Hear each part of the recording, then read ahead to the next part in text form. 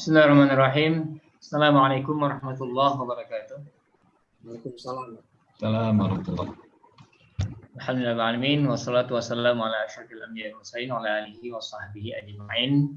Alhamdulillah, pada malam yang berbahagia ini di Indonesia sudah malam, Pak Fahmi. Kalau Pak Fahmi itu masih jam berapa, Pak? Jam 9 ya? Jam 3 ya? Jam 3 kurang, Pak. Ya, jam 3 kurang ya. Jadi beliau masih menggantikan tidur siangnya untuk mengisi acara ini. Terima kasih Pak Fahmi. Nah, kemudian selawat serta salam mari kita sajikan kepada baginda Rasulullah SAW. Nah, mudah-mudahan ini bagian dari mencari ilmu, ya, ilmu Allah begitu luas sekali. Dan mudah-mudahan nanti akan menjadikan kita bertambah pengetahuan membandingkan sebuah kondisi ekonomi sebuah tempat yang berbeda atau sebuah ide-ide baru yang nantinya mungkin bisa mendewasakan kita di dalam memberikan sebuah kebijakan ataupun sebuah pendidikan baik kepada kita maupun kepada anak didik kita dan juga kepada negara. Baik, insya Allah bedah buku ini bedah buku sudah kita ditampilkan masing-masing kita, ya, yang dikarang oleh Stephanie Kelton, ya, judul The Deficit Myth. Ini juga kita ketahui bahwa ternyata bahwa ini akan segera dikupas, ya, mitos-mitos yang berlaku atas defisit budget tentunya. Ini penting sekali karena pikir dalam saat ini memang kita memikirkan bahwa jika sebuah negara terlalu banyak beban, terlalu banyak hutang, nah tentulah negara tersebut berada dalam kondisi yang sulit. Ya. Nah, ini mungkin akan dikupas insya Allah oleh Pak Fahmi Yunus dan nantinya akan dibahas, ya, di komentar oleh Pak Dr. Hafaz kita. Nah, sebelum saya memberikan sesi ini kepada Pak Fahmi Yunus, mungkin sekedar, ya, memperkenalkan Pak Fahmi di komunitas ini. Beliau bernama Fahmi Yunus, ya. Beliau lahir di Aceh, ya, di wilayah tsunami, ya. Bahkan beliau menjadi korban tsunami itu. Tapi kita tidak diskusi itu, yang mudah-mudahan keluarga yang sudah terkorban diampuni Allah SWT. Nah, S1 beliau di Fakultas Ekonomi Unsiah, kemudian sempat mengenyam ilmu komunikasi di UI S2, ya, tapi tidak selesai. Dan beliau menyelesaikan S2-nya di Community Economic Development Southern New Hampshire University, ya, USA. Dan alhamdulillah selesai. Dan sekarang ini beliau sedang S3, insya Allah, ya, on the way, on the track, insya Allah, mudah-mudahan, ya. Dan insya Allah ini beliau akan mengupas tentang buku ini. Ya. Jadi mitos-mitos apa saja? Saya ada sekitar 6 mitos yang berkembang, ya, mungkin akan dikupas oleh Pak Fahmi. Nah, kemudian kita akan mendengarkan bagaimana kupasan dari Stephanie dan juga kita akan mendengarkan kupasan juga dari beliau sendiri. Nah, nanti akan ditanggapi oleh Pak Hafaz. Baik, untuk membersihkan waktu, terima kasih kepada yang sudah hadir dan juga kepada host lama di sini dan juga yang sudah hadir tidak saya sebutkan satu persatu. Ya, mudah-mudahan ini bagian dari amal ibadah kita. Kami persilakan Pak Fahmi Yunus untuk menggunakan waktu sekitar 20 sampai 30 menit. Silakan, Pak. Terima kasih Pak Dr. Isra. Alhamdulillah. Assalamualaikum warahmatullahi wabarakatuh. Waalaikumsalam warahmatullahi wabarakatuh. Bapak, Ibu-ibu, kawan-kawan hadir pada acara diskusi bedah buku ini. Bahagia sekali bisa berkumpul lagi, berdiskusi bersama guru-guru saya, Pak Dr. Isra, Pak Dr. Hafaz. Walaupun agak nggak pede juga kita karena diajak untuk berdiskusi dengan ahli-ahlinya, tapi saya mencoba, ya, namanya masih mahasiswa, saya masih mahasiswa S3, jadi masih belajar. Jika ada hal-hal yang salah mohon diluruskan, jika ada yang bisa dipakai, ya dipakai aja. Ya, ini mungkin lebih kepada sharing, ya, lebih kepada sharing dan berbagi sebenarnya prinsipnya, karena seperti tadi sudah disampaikan sebelumnya, kita membahas buku The Deficit Myth, Modern Monetary Theory atau teori modern moneter. Ini khilafiyah katanya. Ya wajar. Ini karena Stephanie Kelton sendiri menganggap MMT ini adalah suatu mazhab. Ya, mazhab aja kita pahami ada banyak khilafiyahnya, ada banyak pemikirannya. Dan posisi saya di sini lebih kepada mencoba untuk mendiskusikan apa aja yang udah dibahas Stephanie Kelton di sini. Dan kita tahu dengan buku ini, bukan yang Stephanie Kelton, tapi juga para pendukung teori MMT ini mendapatkan kritikan habis-habisan dari para ekonom mainstream istilahnya ya, ekonom-ekonom yang konvensional ya, tentang ini apakah mungkin, apakah kok bisa gitu, seperti Paul Krugman itu habis-habisan mengkritisi, tapi ya semua bisa dijawab dengan ini. Tapi di sini kita nggak mencoba melihat dari sisi lain, tapi bagaimana buku ini bercerita tentang mitos-mitos defisit. Kalau boleh saya ada ini ada PowerPoint, bisa saya share, Pak? Bisa ya, kalau bisa langsung saja. Kayak ini nih. Ya. Bisa kelihatan ini? Ya, bisa.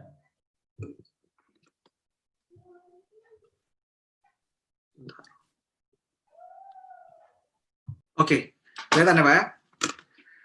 Ya, ini sampul bukunya kira-kira. Buku ini berjudul secara lengkapnya The Deficit Myth, Modern Monetary Theory and How to Build a Better Economy. Tapi di versi Amerikanya, saya lihat judulnya di bawahnya agak beda, Modern Monetary Theory and People's Economy kalau nggak salah. Ada sedikit perbedaan judul bukunya. Makanya ada orang bertanya, apakah sama buku versi Inggris ini dengan versi terbitan Amerika? Tapi saya lihat isinya sama ya. Intinya adalah tentang mitos dari tentang defisit yang selama ini berkembang. Jadi begini, Stephanie atau Profesor Kelton lah tepatnya mencoba untuk menggambarkan teori MMT ini seperti kita melihat saat Nicolaus Copernicus saat dia menemukan teori tentang tata surya. Saat itu Copernicus membawa terobosan tentang matahari sebagai pusat tata surya. Padahal sebelumnya, sebelum Copernicus, orang beranggapan bahwa pusat tata surya itu adalah bumi, bukan matahari. Nah, Copernicus membuat revolusi. Ya, tentunya muncul kritik perdebatan dan sebagainya. Nah, inilah yang coba digambarkan oleh Profesor Kelton dalam buku ini, bahwa dalam ekonomi moneter, kita, taxpayer atau para pembayar pajak, adalah seperti pusat dari sistem tata surya ilmu moneter itu ya. Karena ada pemahaman bahwa pemerintah nggak punya uang sendiri. Jadi pemerintah itu, pemerintah sentral akan punya uang kalau sudah mendapatkan pajak yang dibayar oleh warga negaranya. Nah, itulah pemahaman yang coba dibongkar oleh Profesor Kelton dalam buku ini.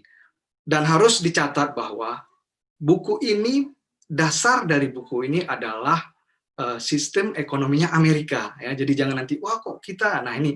Jadi kita harus sadar itu dulu bahwa ini adalah dia mengambilkan contohnya bagaimana Central Bank atau Federal Reserve atau Bank Sentralnya Amerika, peranan Bank Sentral Amerika, peranan Kongres nantinya, peranan Presiden dan sebagainya. Mungkin ada perbedaan dengan konteks kita, khususnya Indonesia. Jadi dipahami bahwa ini memang konteks Amerika. Walaupun khususnya pada chapter 5 dia juga mengatakan bahwa negara-negara lain memungkinkan untuk menggunakan teori MMT ini, seperti yaitu negara-negara yang sudah mempunyai kedaulatan moneternya yang kuat, seperti UK, Inggris ya, Australia, Jepang, dan juga China. Tapi ada negara-negara lain yang dia sedikit agak, kalau saya lihat di chapter 5 itu agak ragu, mungkin mengatakan bahwa negara-negara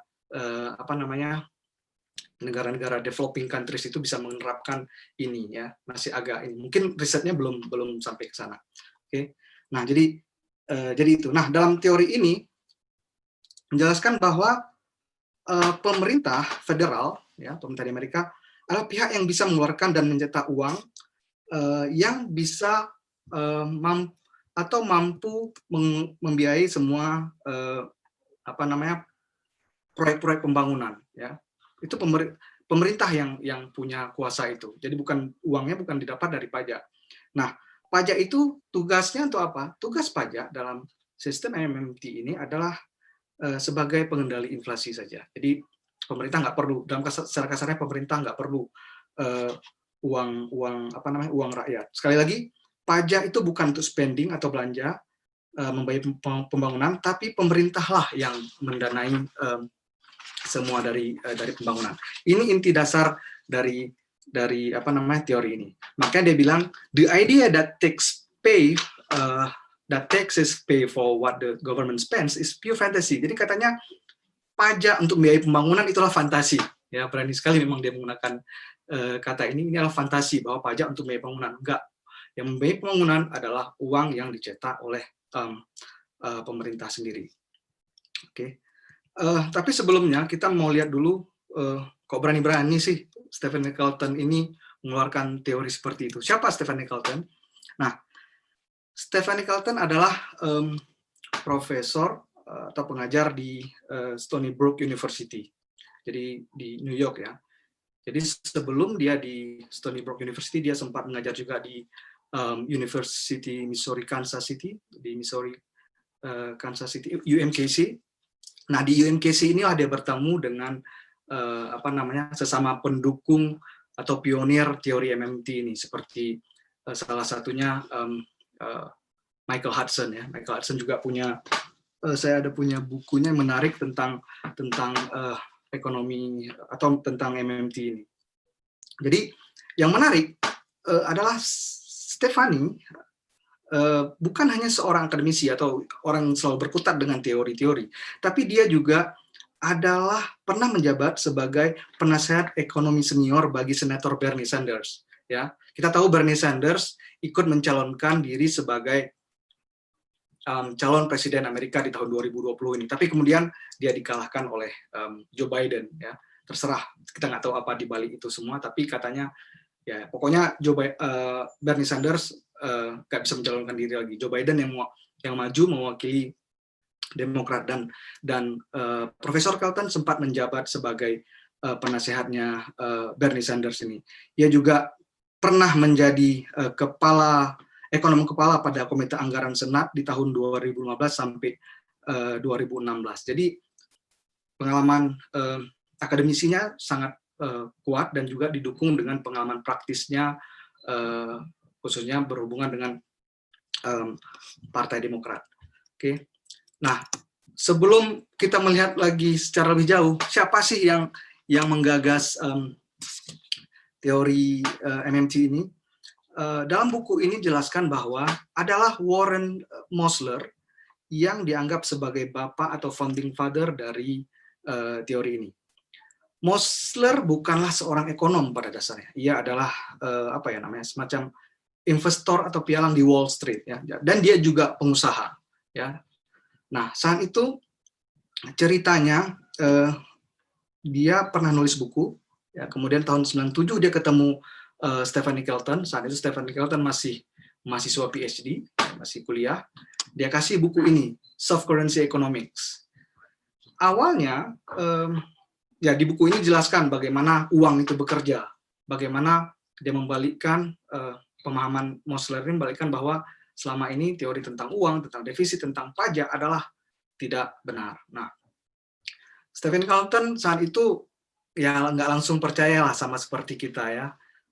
Masa kok selama ini saya belajar ilmu ekonominya seperti ini gitu loh. Tapi kok ada buku yang seperti ini, kok ada yang mengatakan bahwa pemerintah itu nggak perlu pajak, pemerintah bisa cetak uang. Bagaimana dengan inflasi? Dia tidak langsung percaya, tapi kemudian ia mencoba mendalami tentang buku Mosler ini, dan kemudian ia menulis paper, membuat penelitian, dan akhirnya dia termasuk menjadi salah seorang yang mendukung atau pionir dari teori MMT ini. Nah, lantas kalau pemerintah nggak perlu uang dari pajak, jadi untuk apa yang diinginkan pemerintah sebenarnya? Di sini Mosler menjelaskan bahwa pajak itu ditujukan bukan agar pemerintah dapat uang, tapi agar rakyat mau bekerja. Jadi poinnya itu, pemerintah memberlakukan pajak supaya rakyat atau warganya mau bekerja, mau untuk memproduksi barang-barang atau jasa kepada pemerintah, misalnya ya membangun rumah sakit, jembatan, infrastruktur, dan sebagainya. Jadi intinya adalah supaya orang itu mau bekerja aja, poinnya, bukan untuk dapat uang. Nah, itu ide besar dari buku Warren Mosler yang tadi sempat membuat Stephanie Kelton juga shock ya. Oke. Nah, secara garis besar, tadi kita sudah bahas tentang pendiri atau penggagas dari MMT ini. Secara garis besar ada 6 mitos yang dikemukakan oleh Profesor Kelton dalam buku ini. Mungkin saya cepat aja. Yang pertama adalah, mitos pertama adalah bahwa federal government should budget like a household. Ini katanya mitos, ya. Katanya pemerintah federal itu seperti household. Household itu seperti rumah tangga. Realitasnya nggak seperti itu. Ya. Dalam buku ini menjelaskan bahwa realitasnya pemerintah itu nggak seperti rumah tangga sebenarnya. Ya. Kenapa? Karena pemerintah bisa atau mampu mengeluarkan atau membuat mata uang atau ya create printing money istilahnya ya, secara mudahnya printing money. Kita kan selama ini belajar ekonomi makro kan selalu seperti itu. Pemerintah itu sama dengan rumah tangga ya. Saat rumah tangga habis uangnya, ya udah berhutang ya. Selama ini teori konvensional, teori mainstream kata Kelton, pemerintah dianggap ya seperti itu, bahwa pemerintah saat uangnya sudah habis defisit kemudian pinjam uang berhutang. Padahal enggak, pemerintah bisa cetak loh di sini. Nah, ini yang membuat katanya dalam mitos pertama itu bahwa tidak seperti rumah tangga, pemerintah federal bisa mengeluarkan currency atau bisa mencetak atau printing money. Ini poinnya. Dan saya tahu beberapa tayangan saya lihat di YouTube atau di IG ini di Indonesia itu lagi heboh-hebohnya ya MMT ini, salah seorang yang paling getol untuk mengkampanyekan MMT ini adalah Mardi Gubowicz ya, yang sangat heboh. Ya mungkin di tataran Indonesia masih belum begitu populer.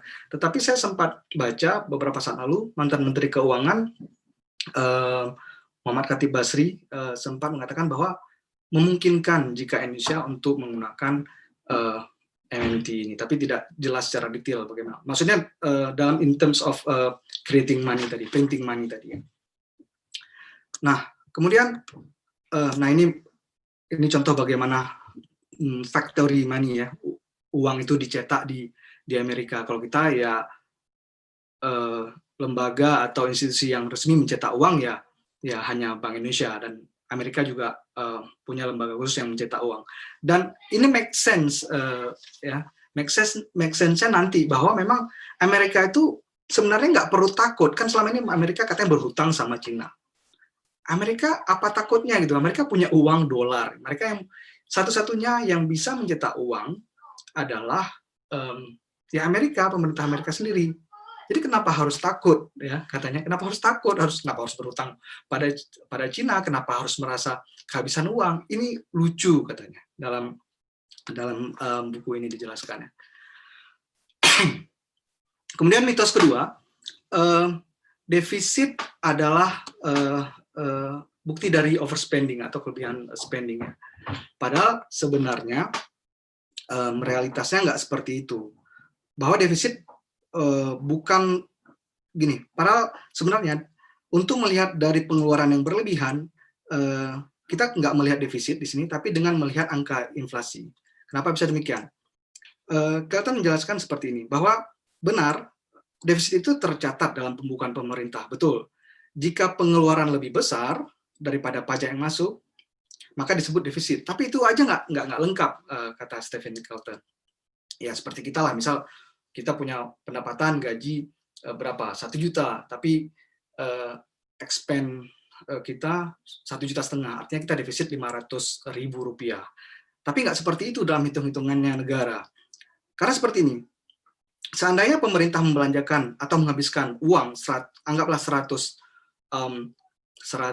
dolar Amerika Serikat ya untuk ekonomi, jadi dia kucurkan uang 100 dolar Amerika Serikat untuk ekonomi, namun hanya mengumpulkan 90 dolar dalam bentuk pajak. Jadi yang kembali ke pemerintah itu nggak 100 dolar tadi, jadi hanya 90 dolar yang kembali dalam bentuk pajak.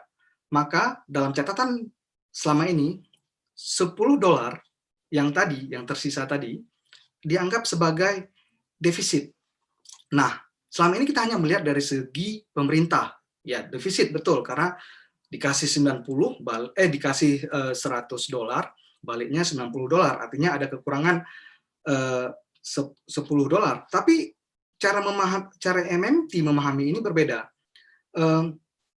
Defisit di negara Paman Sam ternyata bisa menciptakan surplus bagi pihak lain karena minus yang 10 dolar tadi selalu menjadi plus terhadap bagian ekonomi lain. Jadi kan yang sisa 10 itu tadi memang nggak kembali ke pemerintah, tapi plus bagi pihak ekonomi lain, non-government, pihak-pihak selain pemerintah, swasta, masyarakat, dan sebagainya.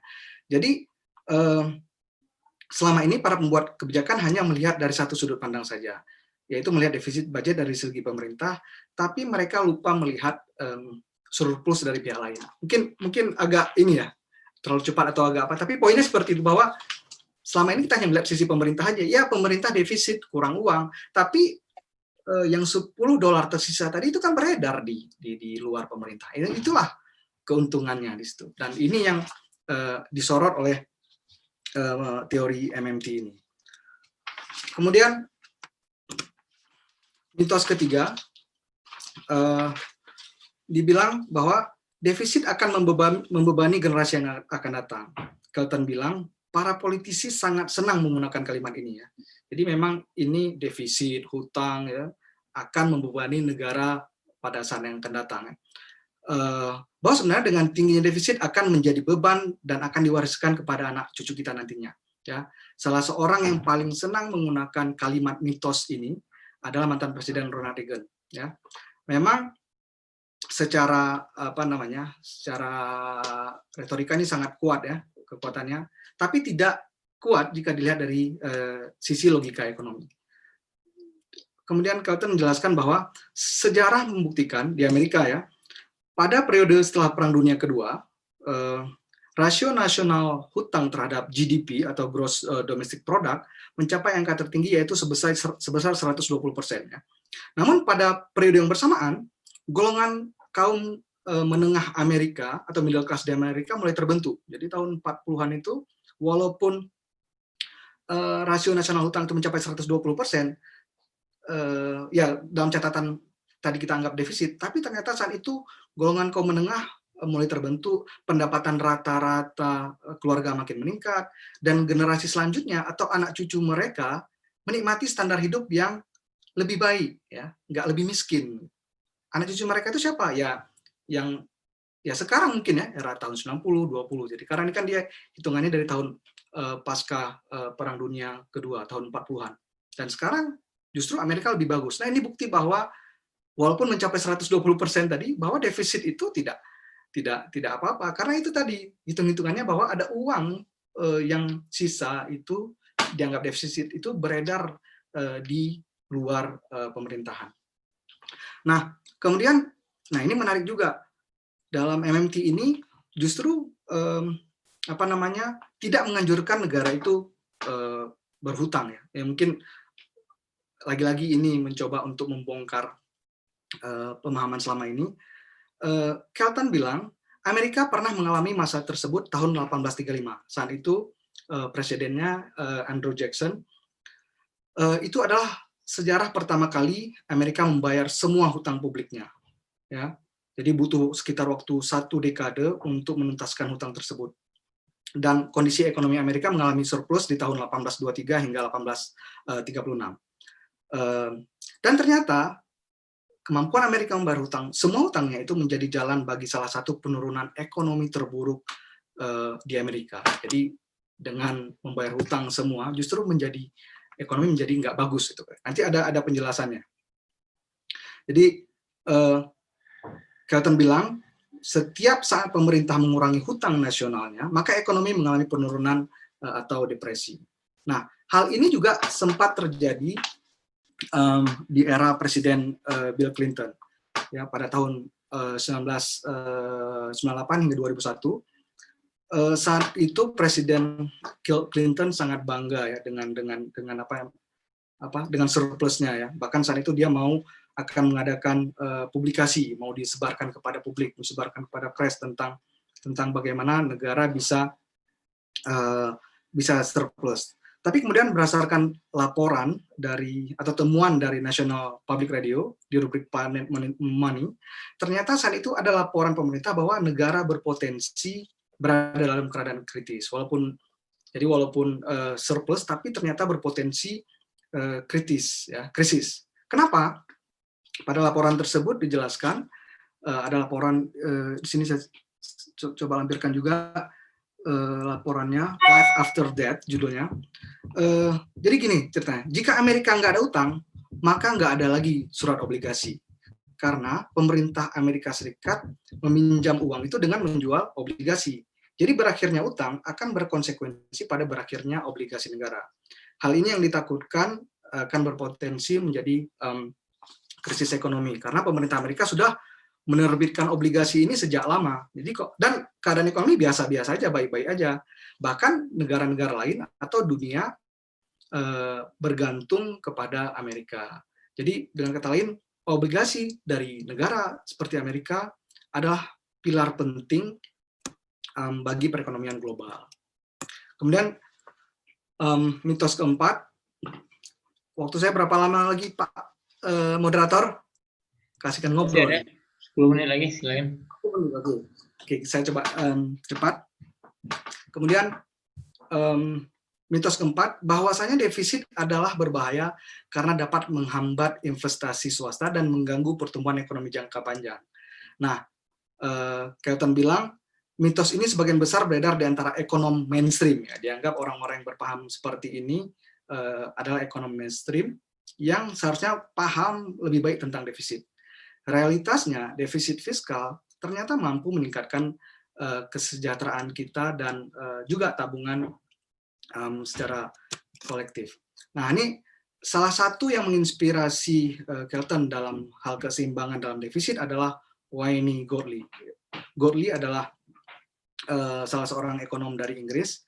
Jadi dia bilang government deficit sama dengan non-governmental surplus. Jadi ini bersamaan dengan dengan pembahasan tadi ya. Jadi secara sederhana, Godley mencoba menjelaskan dalam bentuk ember. Nah, ini yang saya sempat jelaskan tadi, bahwa di saat ada dua ember, pertama embernya pemerintah warna merah, kemudian ada ember kuning non pemerintah, itu swasta dan sebagainya. Jadi saat pemerintah melakukan spending sebesar $100, ya, kemudian seperti tadi, yang balik kepada pemerintah dalam bentuk tax atau pajak adalah hanya $90. Di sini tercatat government deficit minus $10.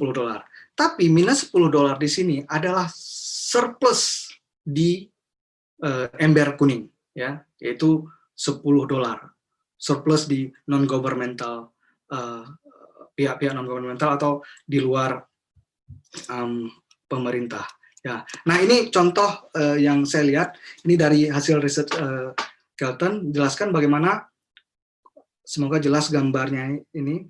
Ini sejak tahun 1960 hingga 2015 dijelaskan bagaimana warna hitam adalah private sector atau swasta, ya, private sector financial balance, dan merah adalah general government budget balance, jadi balance yang pemerintah.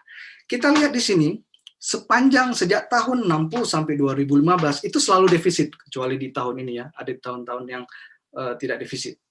Justru di saat itu kan kayak cermin ya, kita lihat ini bagaimana merah menjadi cermin hitam, bagaimana defisit di pemerintah ternyata menjadi surplus atau keuntungan di pihak private sector, ya. Private sector selalu positif. Karena apa? Karena ya tadi, karena pemerintah selalu defisit.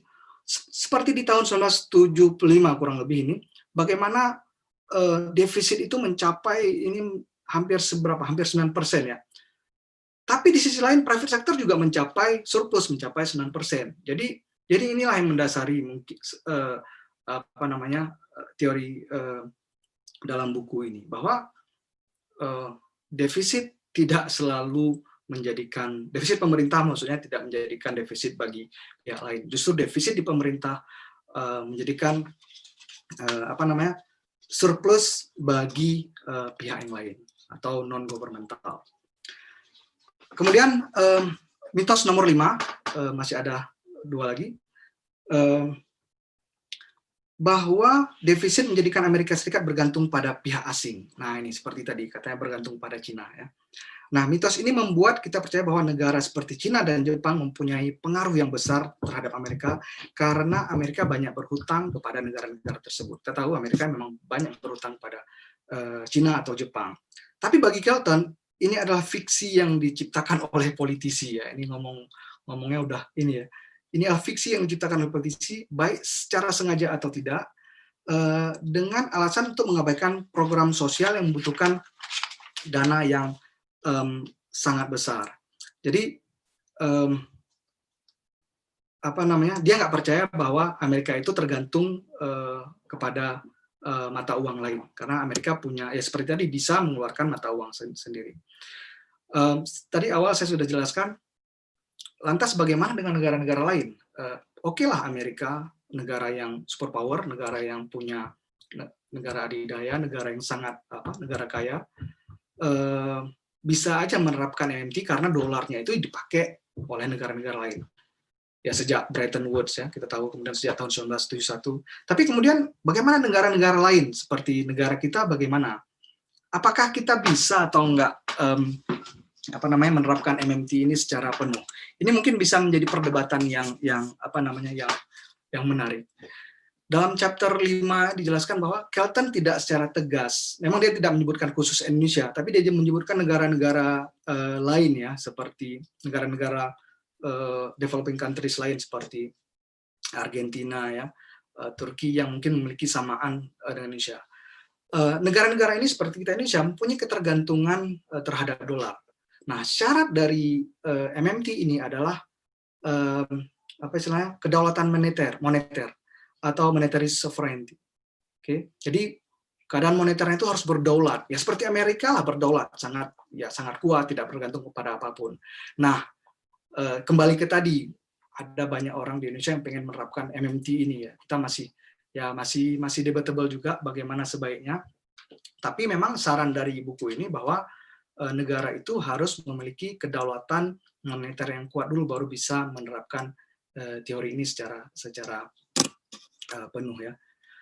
Di bab 5 ini juga Kelton mengkritisi lembaga-lembaga yang dianggap berkontribusi besar terhadap keuangan internasional seperti IMF, WTO, dan World Bank. Kelton mengkritisi lembaga-lembaga tersebut cenderung merekomendasikan paket-paket keuangan bagi negara yang sedang diterpa krisis ekonomi, seperti pemotongan secara drastis belanja pemerintah, penghematan besar-besaran, atau kebijakan uang ketat lainnya, ya, atau juga dengan memperlakukan suku bunga yang tinggi agar mata uangnya bisa kembali pulih. Nah, lembaga ini juga menawarkan agar negara-negara yang sedang berkembang itu mengacu mata uangnya kepada yang lebih kuat seperti euro, dolar, dan sebagainya. Jadi ini yang membuat negara-negara seperti kita mungkin jadi agak nggak berani ya untuk menuju kedaulatan moneter tadi, karena atas perintah mungkin atau didikte oleh lembaga-lembaga ini mengatakan bahwa kalian harus mengacu pada mata uang seperti dolar, itu seperti Indonesia kan mengacunya pada dolar. Gitu. Jadi ini yang mungkin yang membuat ini menjadi kritik Kelton bahwa lembaga ini cenderung menganjurkan negara-negara mengacu pada mata uang kuat seperti ini. Dan ini adalah upaya memakan atau meninggalkan upaya-upaya negara berkembang untuk menegakkan kedaulatan mata uangnya, itu kata Kelton. Kemudian yang keenam, ini mitos yang terakhir, hak masyarakat seperti keamanan nasional, jaminan kesehatan, bantuan obat-obatan dianggap dapat memicu atau mendorong kepada krisis fiskal dalam jangka waktu yang panjang. Dan ini menurut Kelton adalah pola pikir yang salah ya menurutnya. Karena nggak ada alasan yang baik untuk memotong manfaat jaminan sosial ya, seperti atau juga seperti jaminan kesehatan, pendidikan dan sebagainya. Dia nggak sepakat dengan itu. Karena dijelaskan juga bahwa Kongres Amerika itu saat memutuskan, saat ngomong tentang oke, kita butuh dana untuk jaminan sosial, jaminan kesehatan dan sebagainya, itu perdebatannya panjang. Tapi saat diajukan dana untuk bailout atau dana untuk pertahanan, untuk defense, itu nggak ada pertanyaan, langsung diloloskan. Nah ini kritik Kelton bahwa kenapa untuk menghabiskan uang untuk perang, itu kapan aja diminta selalu ada. Buktinya kita lihat bagaimana Amerika menghabiskan uang yang sangat banyak untuk perang-perang ya, di Timur Tengah, di Afrika dan sebagainya. Itu tanpa pertanyaan tanpa perdebatan langsung diluluskan. Tapi kenapa untuk hal yang berkaitan dengan social security itu, masalah jaminan kesehatan dan sebagainya, itu susah sekali dapat uangnya ya. Dan ini juga diakui oleh Alan Greenspan ya. Saat itu ada cerita menarik pada tahun 2005.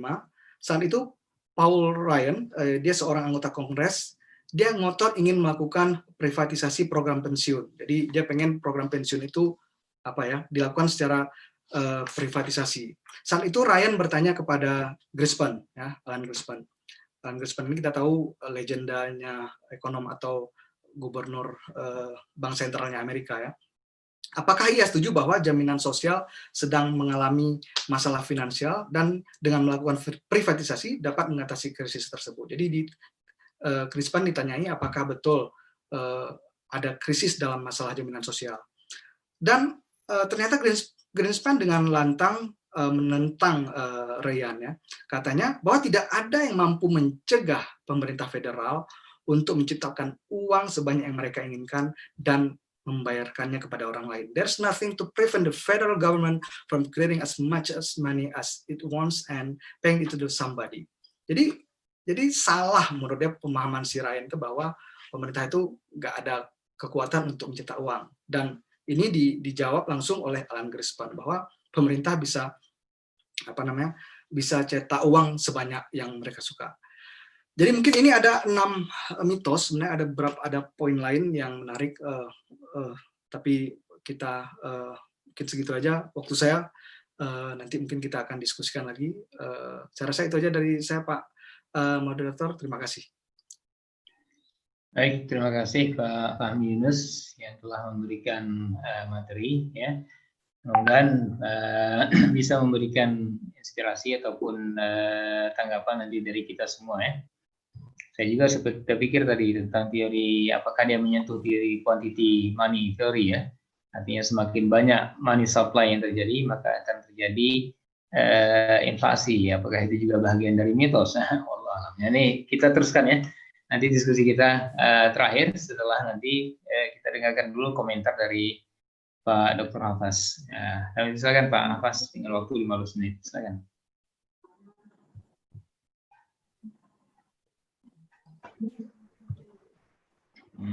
Baik, terima kasih. Saya mau share screen juga, ini ada beberapa slide yang ingin saya tampilkan.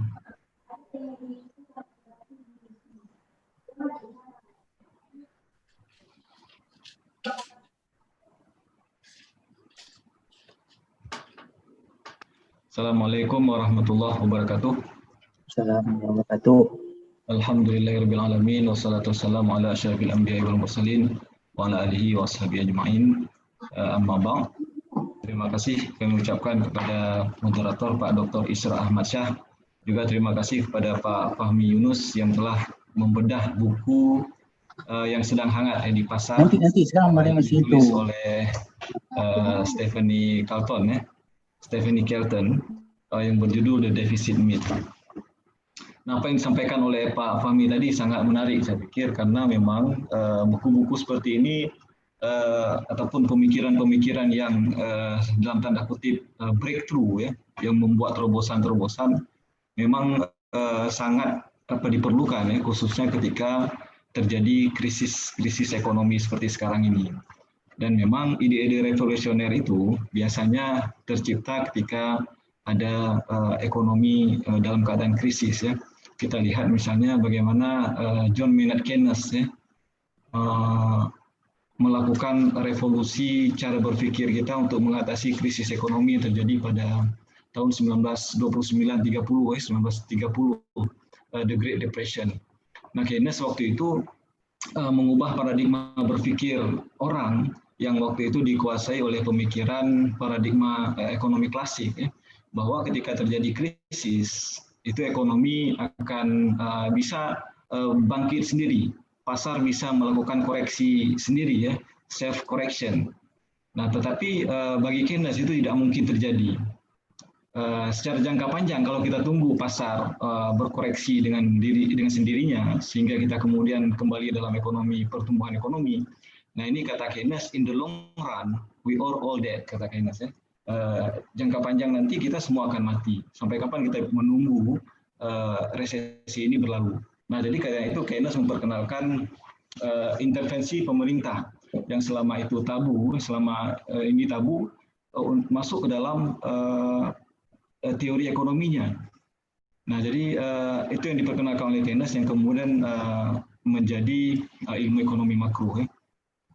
Nah, ide ini juga sama saya pikir seperti itu ya.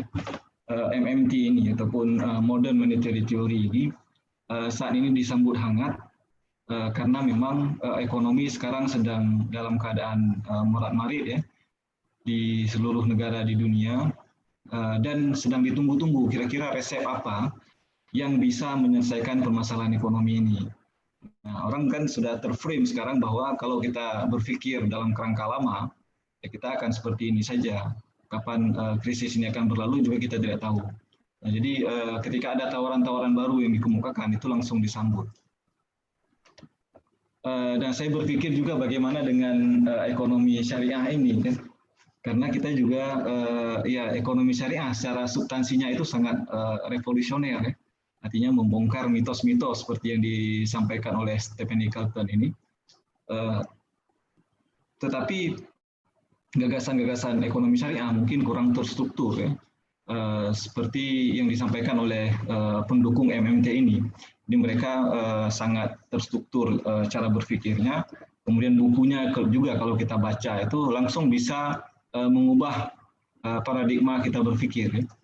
Nah, itu mungkin yang menjadi PR kepada ekonomi syariah nanti.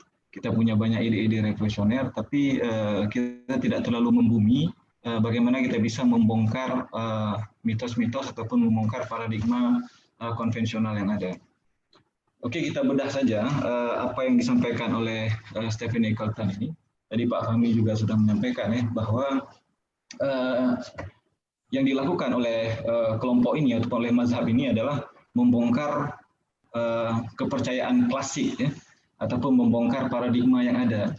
Nah, itu paradigma yang ada sudah dijadikan mitos oleh Stephanie Kelton dan kawan-kawan karena dianggap tidak sesuai dengan realitas. Nah, sebenarnya ini juga sudah lama dirasakan oleh para ekonom konvensional sendiri, oleh ekonom barat sendiri ya.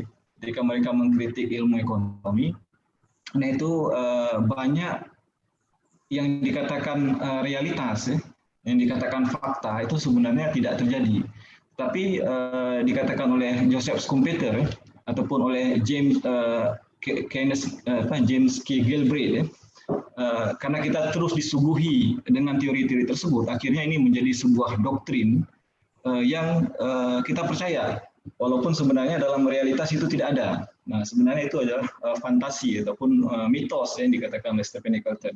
Tapi karena itu terus-menerus diajarkan di dalam bangku perkuliahan, di dalam textbook, nah itu akhirnya menjadi doktrin, menjadi sebuah kepercayaan dan sebuah kebenaran yang tidak bisa dibantah.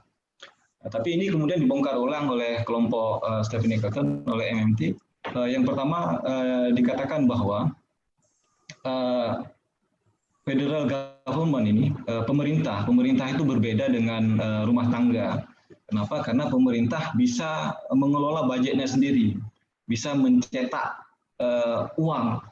Sementara rumah tangga tidak bisa mencetak uang. Tapi kalau mau uang, rumah tangga ini harus mencarinya. harus bekerja, harus memberikan servis, harus memberikan jasa-jasa untuk bisa mendapatkan uang. Tetapi pemerintah kan tidak seperti itu. Pemerintah tidak perlu bekerja untuk mendapatkan uang, karena pemerintah adalah currency issuer. Pemerintah yang menerbitkan uang. Nah, sementara kita, masyarakat awam ini, ekonomi rumah tangga, juga sektor-sektor bisnis perusahaan ini, kita tidak bisa mencetak uang. Karena uang ini barang monopoli yang dikuasai oleh pemerintah. Nah, kalau kita mau uang, maka kita harus mengerahkan usaha kita, harus mengerahkan kerja kita untuk bisa mendapatkan bayaran dalam bentuk uang tadi. Nah, karena itu tidak mungkin ada istilahnya pemerintah ini tidak perlu ada defisit. Ya. Kenapa? Karena sumber uang itu ya di pemerintah. Jadi defisit itu ya mitos saja. Nah, ini yang menjadi landasan awal buku ini ditulis oleh Stephanie Kelton. Tetapi di sini saya ada beberapa pertanyaan, mungkin nanti Pak Fahmi juga bisa meresponnya. Ya. Di Amerika itu yang mencetak uang kan Federal Reserve, ya. Kita tahu sama-sama The Fed yang mencetak uang. Nah, The Fed ini dalam banyak bacaan yang kita temui itu kan bukan badan pemerintah, tapi badan semi government ataupun mungkin swasta yang dibentuk oleh kelompok-kelompok Yahudi, Jews, ya, Rothschild dan keturunan-keturunannya ini. Nah, itu ada di beberapa state cabangnya itu. Nah, mereka yang mencetak uang. Nah, kemudian uang yang mereka cetak itu kan dihutangi ke pemerintah Amerika. Nah, saya tidak mendapati ini di dalam buku Stephanie Kelton. Seolah-olah Stephanie Kelton mengatakan bahwa The Fed ini adalah bagian dari pemerintah Amerika, dan pemerintah Amerika tinggal memerintahkan kepada The Fed untuk mencetak uangnya. Apakah benar seperti itu? Karena di banyak buku yang saya baca juga tidak seperti itu, karena ekonomi Amerika ini sangat dikuasai oleh kelompok Yahudi, ya, dan Yahudi yang mencetak uang sistem keuangan di Amerika itu. Nah, kemudian bagaimana kalau pemerintah mencetak uang tanpa batas? Nah, uang dulu di zaman klasik, ya, itu kan dalam bentuk emas dan perak. Nah, emas dan perak ini ada batasannya. Artinya pemerintah tidak bisa suka-suka mencetak emas dan perak kalau emasnya tidak ada, kalau sumber emasnya tidak ada. Jadi uang emas ini kan baru bisa dicetak, dinar dan dirham itu baru bisa dicetak kalau ada emasnya dulu, ada bahan bakunya. Dan bahan baku ini kan tidak selamanya ada, kadang-kadang langka, ya. Nah, lalu bagaimana dengan uang kertas ini? Uang kertas ini kan sumber yang sangat mudah, itu, yang tidak akan ada habis-habisnya. Jadi pemerintah bisa mencetak uang kertas ini seberapa besar, ataupun ada batasannya tidak, gitu kan? Nah, apalagi uang Amerika ini yang dimana digunakan oleh seluruh negara di dunia. Nah, tentu kalau mereka mencetak itu, maka Amerika menjadi negara yang bisa membeli dunia dengan berapa harga pun. Jadi sumber daya alam yang ada di dunia ini, segala perusahaan yang ada di dunia ini dengan sangat mudah bisa dibeli oleh Amerika, karena membayarnya kan dengan dolar, dan dolar itu bisa dicetak sebanyak-banyaknya. Nah, kemudian sebenarnya uang ini, konsep uang itu kan IOU, ya, IOU, artinya saya berhutang dengan Anda. Nah, uang ini kan kertas uang tadi itu adalah bukti bahwa pemerintah itu berhutang dengan kita. Nah, konsepnya kan itu seperti itu kan ide awalnya, bahwa dulu kan uang dicetak dengan emas. Nah, tapi kemudian karena tidak lagi dicetak dengan emas, nah, dikeluarkanlah uang kertas sebagai bukti bahwa pemerintah sebenarnya berhutang emas dengan kita, dengan masyarakat penerima uang kertas tadi, IOU. OU-nya ini saya berhutang pada Anda, emas yang tidak saya berikan kepada Anda, tapi saya berikan kertas saja, sejumlah nilai kertas. Nah, konsep ini juga sepertinya tidak dibahas oleh Stephanie Kelton. Ya, bagaimana sebenarnya konsep uang dalam pandangan kelompok MMT ini? Itu mungkin Pak Fahmi ada bacaan-bacaan lebih lanjut, ya, nanti bisa dijelaskan. Nah, kemudian ya inflasi, ya, inflasi. Nah, inflasi ini menurut Stephanie Kelton, mitosnya adalah bahwa defisit ini itu akan menyebabkan overspending. Ya. Defisit ini karena overspending, artinya pemerintah terlalu banyak mengeluarkan uang. Nah, itu akan menyebabkan inflasi. Nah, tapi sebenarnya realitasnya adalah untuk melihat overspending ini kita melihat inflasi. Artinya ketika inflasi itu terjadi, maka itu sudah terjadi overspending, ya. Overspending dalam pengeluaran uang ataupun pencetakan uang tadi. Nah, bagi kelompok ini, inflasi itu disebabkan oleh faktor-faktor permintaan, demand pull inflation. Ya. Ketika misalnya terjadi permintaan meningkat, ya, dari rumah tangga meningkat permintaan tingkat konsumsinya, kemudian bisnisnya juga terjadi peningkatan permintaan. Nah, peningkatan permintaan ini akhirnya ketika uang yang beredar itu lebih sedikit daripada barang yang beredar, maka terjadilah inflasi. Nah, itu disetujui oleh kelompok MMT ini ataupun oleh Stephanie Kelton, ya. Nah, akan tetapi ketika terjadi resesi, sebenarnya ini hampir sama rumusnya dengan ekonomi Keynes, ya. Ketika terjadi resesi, pemerintah seharusnya itu melakukan overspending. Pemerintah seharusnya menjelontorkan uangnya secara besar-besaran untuk memproduktifkan kembali orang-orang yang tidak bekerja, untuk memproduktifkan kembali mesin-mesin produksi yang selama ini nganggur ketika terjadi resesi. Nah, untuk produktifkan itu kan perlu uang. Nah, uang inilah yang seharusnya digelontorkan oleh pemerintah ketika terjadi resesi. Nah, kelompok ini juga mengajak kita untuk meninjau kembali balance budgets ataupun anggaran berimbang itu bagaimana, ya. Nah, ini ada datang Hakim. Oke, ya, balance budget. Nah, selama ini kan kita diajari bahwa yang dimaksud dengan anggaran berimbang itu adalah ketika government spending, ya, ketika belanja pemerintah itu seimbang dengan pemasukan dari pajak. Nah, sebenarnya itu tidak perlu dirisaukan, ya, oleh kelompok MMT ini. Yang perlu dirisaukan itu, yang perlu dikhawatirkan oleh pemerintah itu adalah bagaimana kita mencapai full employment dan price stability. Nah, ketika ini seimbang, nah itu ekonomi dalam keadaan bagus, dalam keadaan seimbang. Nah, ketika kita masyarakat semuanya bekerja, semuanya ada pekerjaan, kemudian harga-harga stabil. Nah, inilah yang sebenarnya menjadi tujuan perekonomian. Bukan menyeimbangkan anggarannya. Dan itu sebenarnya tugas yang lebih cocok dilakukan oleh pemerintah. Kenapa? Karena kan mencetak uang itu mudah. Kemudian pajak tadi, seperti disampaikan oleh Pak Fahmi, itu tidak begitu penting. Karena pajak ini sebenarnya tujuan pajak, kan juga sangat, saya pikir sangat revolusioner dalam hal mendefinisikan kembali tujuan dan fungsi pajak ini. Nah, bagi kelompok ini, pajak itu sebenarnya adalah untuk pengendali inflasi. Kemudian pajak ini tujuannya juga untuk pengendali distribusi kekayaan di dalam masyarakat. Karena ada sebagian kelompok masyarakat itu sangat kaya. Nah, kalau tidak kita kekang dengan pajak, mereka akan terus kaya. Nah, jadi pajak ini untuk menarik kembali kekayaan di segelintir orang itu masuk ke rekening pemerintah. Kemudian pajak juga yang ketiga ini berfungsi sebagai hukuman kepada orang-orang yang yang mengganggu kepentingan publik. Nah, ini sangat menarik bagi saya. Contohnya apa? Contohnya orang-orang yang merokok. Nah, orang-orang merokok ini kan dibolehkan merokok. Nah, tetapi mengganggu kepentingan publik. Nah, karena itu harus dikenakan pajak yang tinggi supaya tidak merokok lagi. Nah, begitu dicontohkan, ya. Kemudian minum-minuman keras. Nah, mereka kan boleh, tapi kita tidak boleh, ya. Nah, pajak itu ya untuk mengontrol perilaku spending yang dianggap mengganggu kepentingan publik. Nah, jadi kalau kita lihat dua neraca ini, sebenarnya tugas pemerintah itu bukan yang di pertama ini, bukan di government spending dengan tax ini, tapi bagaimana kita dapat keseimbangan dalam full employment dan dalam price stability. Jadi budget government itu, anggaran pemerintah itu diarahkan ke sini, diarahkan ke bagaimana kita bisa dapat terciptanya tujuan ekonomi makro, yaitu tingkat pengangguran tidak ada, kemudian harga-harga barang stabil.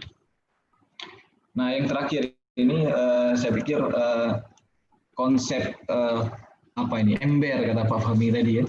Nah ini sangat menarik karena dianalogikan dengan ember ini. Nah jadi kita ada dua ember di sini ya. Ember yang pertama itu anggaran dari pemerintah, government budget ya. Kemudian yang ember yang kedua itu adalah kantong-kantong yang dimiliki oleh ekonomi rumah tangga, oleh private business ya, oleh selain pemerintah.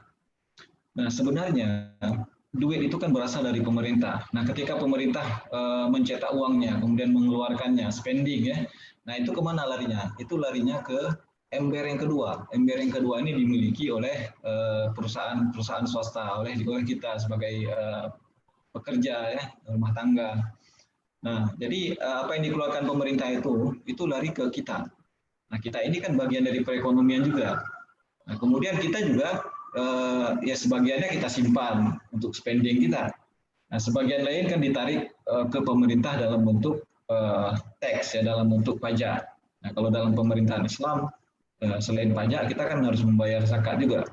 Kemudian sebagiannya kita habiskan untuk membayar infak ya.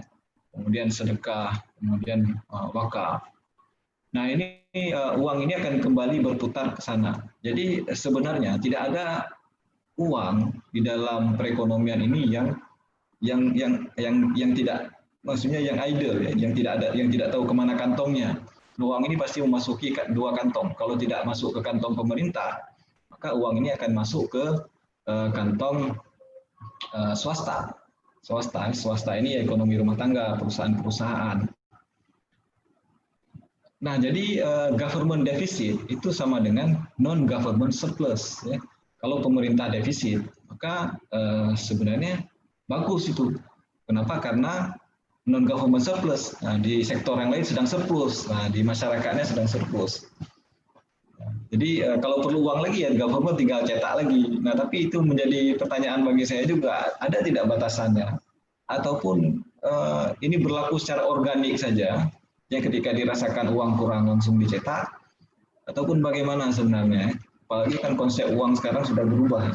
Nah sekarang kita sudah berubah uangnya menjadi uang elektronik, uang tidak berwujud lagi. Nah ini lebih dahsyat lagi. Karena pencetakan uang itu tidak perlu dicetak lagi dalam bentuk kertas, tapi sudah dalam bentuk angka-angka yang beredar secara wireless, secara elektronik saja. Tinggal tekan berapa uang kita mau keluarkan, berapa jumlahnya di sistem elektroniknya itu. Nah, uang beredar, kita bisa melakukan pembayaran di laptop tanpa perlu uang kertas itu kita bawa-bawa. Nah, ini lebih canggih lagi. Nah, jadi bagaimana ekonomi Islam merespon ini, perubahan paradigma yang luar biasa berlaku di dalam ekonomi dunia pada hari ini ya. Kenapa? Karena ketika dalam diskursus ekonomi Islam kita masih saja melihat konsep uang dalam bentuk emas dan perak. Nah, sementara uang ini kan berevolusi dia. Evolusi sebelum Nabi menggunakan emas dan perak ini sudah digunakan oleh Persia dan Romawi, kemudian dilanjutkan dalam peradaban Islam, kemudian diubah lagi ketika peradaban Barat muncul, dan sekarang berubah lagi uang ini diubah dalam peradaban Barat dalam bentuk uang kertas ya.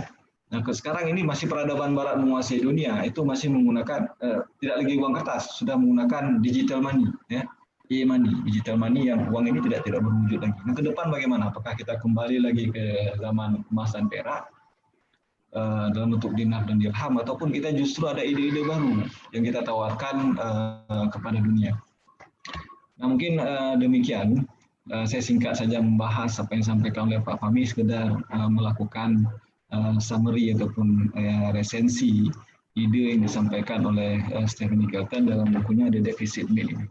Saya pikir sangat menarik dan mudah-mudahan ada ekonom muslim yang bisa menulis buku-buku seperti ini yang sifatnya revolusioner, yang mencoba membongkar paradigma yang ada dan menawarkan sesuatu yang baru kepada kita semua. Terima kasih, saya kembalikan kepada Pak Moderator. Assalamualaikum warahmatullahi wabarakatuh. Waalaikumsalam warahmatullahi wabarakatuh. Saya pikir dengan tambahan dari Pak Hafaz semakin memperjelas ya tentang buku Deficit Myth ini ya, tentang teori-teori NLT. Dan juga bahkan Pak Hafaz juga menyentuh sedikit-sedikitnya tentang tantangan kepada ekonomi syariah tentunya ke depan. Nah, ini Pak Fahmi dan Pak Hafaz, sebenarnya di chatting sudah banyak pertanyaan ini ya. Ada baiknya mungkin saya bacakan saja ya beberapa yang ini, nanti dijawab bagaimana cara memanagenya, karena kalau dijawab satu-satu mungkin banyak sekali waktu kita tersita ya. Baik, mungkin karena ini pertanyaan, tapi nanti bisa silahkan yang ingin secara verbal langsung ya, bisa memberikan signal ke saya, nanti bisa kita berikan izinnya. Nah, ini yang pertama kalau kita lihat dari pertanyaan Pak Yudian Syah Saleh, ya tidak dikhususkan ke Pak Hafaz atau Pak Fahmi, silakan nanti yang ingin menanggapinya. Sedalam apa defisit itu tidak mengganggu perekonomian sebuah negara? Apakah peran negara menjadi tidak penting dengan adanya MMT? Nah, atas siapa kemudian yang sangat bertanggung jawab dalam menjaga atau mendukung kepentingan publik? Ya, kesehatan, pendidikan, bahkan tadi ada disentuh tentang juga public welfare ya. Sedangkan Amerika sendiri menghabiskan belanja negara untuk kesehatan anak-anak dan perempuan ya begitu sangat besar. Ini satu, silakan ditanggapi nanti ya. Yang kedua dari Pak Jalal, ukuran dan standar dalam mencetak uang. Ya, kalau dianggap bahwa cetak uang itu yang banyak itu adalah mitos, nah, ada nggak hubungan dengan underlying asetnya? Artinya bahwa boleh mencetak sekian-sekian jika kemudian memiliki aset, khususnya mungkin emas ya. Nah, yang ketiga, ya mungkin saya bacakan dulu, nanti ditanggapi. Bagaimana hubungan konstruksi? Nah, ini dari Pak Samsul itu Azhar, memang agak berat ya. Beliau suka dengan teori-teori. Bagaimana hubungan konstruksi teoritis antara teori monetaris Milton Friedman dengan MMT? Nah, apakah Kelton secara implisit juga berpedoman pada asumsi-asumsi dalam teori monetaris Friedman dalam pengembangan teori MMT yang dalam konteks sistem moneter Amerika Serikat atau bagaimana? Tiga pertanyaan ini mungkin mengawali diskusi kita sesi pertama ini ya. Nanti mudah-mudahan kalau ada yang ingin bicara langsung ya silahkan nanti di-listkan namanya di sini biar saya tinggal panggil saja. Baik, silakan mungkin Pak Isra, nanti saya ikut ya. Ya, oke. Kalau gitu nanti langsung Pak ya dengan verbal ya. Baik, Pak Fahmi silakan mungkin pertama untuk memberikan tanggapan. Boleh dipilih mana saja Pak dulu ya, atau langsung diramu ketiga-tiganya. Silakan. Ya, menarik ya. Mungkin sambil meramu juga sambil membahas diskusi dari kedengaran nggak, Sob? Dengar ya?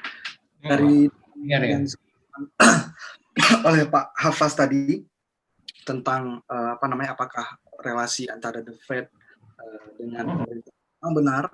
Benar bahwa pemerintah dalam sistem pemerintahan Amerika, bank sentral itu terpisah ya, tidak ini, artinya tidak bisa diintervensi dan sebagainya.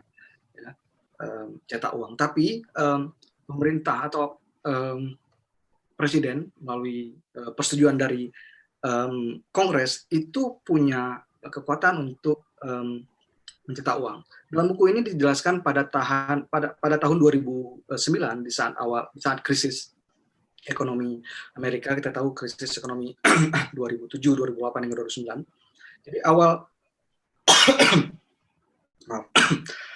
awal Januari 2009 itu pemerintah Amerika kan itu lagi krisis, mencoba meminta uang kepada kepada Senat lah, kepada Kongres lah ya. Untuk memberikan stimulus. Saat itu jumlah yang diminta adalah sebesar 787 miliar US dollar ya. Berapa triliun itu? 787 miliar US dollar ya. Nah, itu permintaan dari presiden. Nah, saat itu beberapa penasihat presiden hitung-hitung ini nggak cukup 787 miliar US dollar. Setidaknya dibutuhkan 1,3 triliun US dollar yang untuk menstimulus perekonomian saat itu. Jadi nggak cukup. Bahkan salah seorang penasihat ekonominya juga, Christina Romer, menghitung dibutuhkan 1,8 triliun. Ya.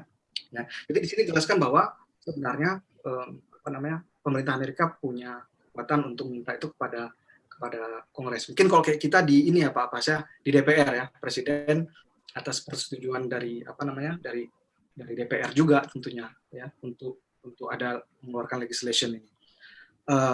Dan ternyata yang lucunya ini bukan masalah jumlah sebenarnya. Yang lucunya, yang konyolnya kata si Stephanie Carlton ini bukan masalah jumlahnya besar atau kecilnya, tapi pemerintahan Obama saat itu agak kayak takut minta terlalu besar, takut minta 1 triliun lebih.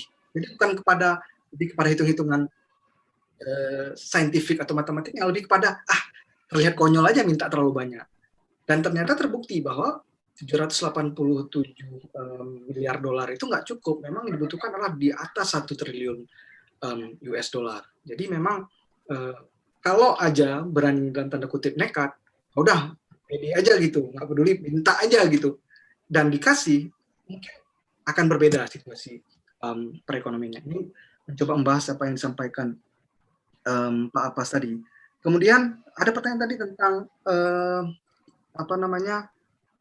underlying-nya juga, dan juga batas ya, Pak Abbas katakan batasnya seperti apa sih, bisa cetak uang sebanyak mungkin. Tentu dalam setiap perekonomian selalu ada speed limitnya, ada batasan kecepatannya.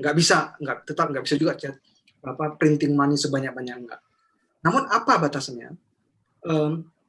Batasannya adalah dengan melihat atau underlying-nya dengan melihat sumber daya resources yang ada. Jadi seperti misal gini, karena uang itu di printing, kemudian dialokasikan untuk seperti tadi sudah disampaikan Pak Was, untuk membiayai tenaga kerja, untuk membuat infrastruktur, untuk untuk tanah, untuk teknologi, karena mereka punya teknologi yang bagus, kemudian tanahnya juga untuk labor, tenaga kerja. Jadi uang itu untuk itu.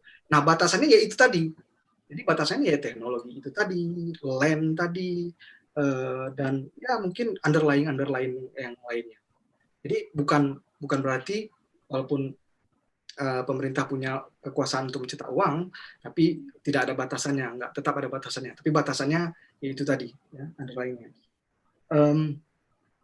Kemudian juga ada pertanyaan, saya coba ada tadi dari Pak Samsul ya tentang Milton Friedman. Memang secara tidak detail dijelaskan tentang bagaimana, tapi pada halaman 48 ini ada dijelaskan sedikit tentang bagaimana pendapatnya Milton Friedman terhadap MMT ini. Dijelaskan bahwa ya Friedman pernah bilang bahwa terlalu banyak uang adalah menyebabkan menyebabkan inflasi itu menjadi tinggi dan menjadi membahayakan. Nah, lebih pada tataran itu, tidak secara detail di buku ini menjelaskan bagaimana pendapat Friedman coba dikemukakan di sini. Nah, kemudian jadi tadi ada juga tentang bagaimana, saya catat tadi, apakah peran negara menjadi tidak penting. Justru di sini dalam MMT ini peran negara itu menjadi sangat-sangat penting, ya, sangat berkuasa ya, seperti tadilah negara itu bisa berkuasa penuh, bisa mencetak uang, bisa memberikan stimulus ekonomi dan sebagainya. Jadi sangat besar peranannya. Mungkin itu yang dapat saya sampaikan dulu. Silakan, mungkin Pak Abbas mau menambahkan. Oleh Pak Abbas menambahkan, ini Pak Gito pun sudah menampakkan sangernya ini, membuat Pak Fahmi makin menyantap ya sangernya. Membuat Pak Fahmi rindu pulang ke Aceh. Oke, baik. Ya, wah mantap tuh Pak Gito. Ini kayaknya bukan di rumah nih. Oke, assalamualaikum ya Pak Gito, selamat berjoin, selamat bergabung ya. Nah, terima kasih kepada teman-teman tadi pertanyaan yang luar biasa dan sudah ditanggapi juga oleh Pak Fahmi ya. Nah, peran negara di sini saya juga ketika membaca ini ya mendapat kayaknya MMT ini peran negara itu sangat penting ya di dalam konsep MMT ini, karena mereka sebenarnya mencoba membongkar paradigma klasik. Jadi apa yang ada di klasik itu, kalau dikatakan di dalam klasik itu bahwa yang penting itu market ya. market mechanism ataupun pasar itu yang menjadi seharusnya menjadi dominan dan berhegemoni di dalam perekonomian. Nah, justru di sini negara itu yang memegang peranan penting. Kenapa? Karena banyak mitos-mitos yang selama ini terjadi itu ada pada dimensi ekonomi negaranya. Nah, tapi di sini di MMT ini sektor negara, sektor pasar itu didudukkan dengan sempurna. Jadi kita melihat ada sebuah keseimbangan antara sektor negara dan sektor pasar. Nah, ini yang menarik ya, karena sebelumnya kalau di kapitalisme itu kan pasarnya yang lebih dominan ketimbang negaranya. Nah, sementara di sosialisme itu negaranya yang lebih dominan ketimbang pasarnya. Nah, di MMT ini kedua-duanya itu seimbang. Ya, seperti saya sampaikan tadi itu bahwa apa yang di sektor pemerintahan, ketika pemerintahan itu melakukan spending, nah itu menjadi income kepada sektor swasta, pada marketnya. Nah, apa yang dispendingkan oleh swasta, nah itu sebenarnya juga nanti akan mengalir ke sektor pemerintahannya. Nah, jadi ini sangat menarik karena bisa mengcapture kedua-dua dimensi ini dengan baik. Nah, kemudian ya mencetak uang, underlying aset ini sudah lama ditinggalkan dalam proses pencetakan uang. Ketika fiat money ini berkembang, ya. Nah, jadi ada perubahan konsep sistem uang zaman klasik dengan sekarang. Nah, kalau dulu uang itu kan dalam bentuk komoditas, emas dan perak. Nah, jadi sangat melekat dengan underlying asetnya. Nilai uang itu yang mengikuti nilai komoditasnya. Berapa dinar dan dirham itu kan mata uang emas itu mengikuti nilai emasnya. Nah, jadi seharga itu sama dengan nilai komoditasnya. Nah, kemudian ini berubah ketika emas itu dijadikan underlying aset saja dalam pencetakan uang kertas ataupun fiat money. Nah, fiat money ini dicetak ketika dalam tahap awalnya itu senilai reserve emas yang dimiliki oleh sebuah pemerintahan. Nah, seberapa ada reserve emas kita itu dijadikan underlying aset untuk mencetak uang dalam bentuk uang kertas, fiat money ya. Nah, kemudian ini ditinggalkan. Kenapa? Karena ternyata apa yang kita butuhkan itu tidak bisa selalu seimbang dengan underlying aset. Jadi kadang-kadang kita membutuhkan uang yang lebih banyak, sementara underlying aset kita sedikit. Nah, itu bagaimana? Jadi tidak ada speed limitnya ini yang disampaikan oleh Pak Fahmi itu. Seolah-olah di sini tidak ada lagi Pak Fahmi. Ya, jadi memang Stephanie Kelton itu menyampaikan ada speed limitnya ya. Nah, jadi speed limit dalam bentuk underlying asset itu sudah ditinggalkan di dalam konsep uang kertas ataupun uang digital yang sudah berubah pada hari ini. Nah, tapi ada speed limit dalam bentuk lain. Nah, ini tadi juga Pak Fahmi sudah sampaikan ya. Nah, speed limit yang disampaikan oleh Stephanie Kelton itu adalah dalam bentuk produktivitas. Nah, jadi yang membatasi uang ini terus dicetak adalah produktivitas masyarakat. Artinya kalau uang terus dicetak oleh pemerintah, tapi tidak ada peningkatan produktivitasnya, nah ini yang akan menyebabkan terjadinya inflasi. Nah, jadi uang ini dicetak berbarengan dengan kemampuan kita melakukan kerja-kerja, karena uang kan bayaran kepada kerja.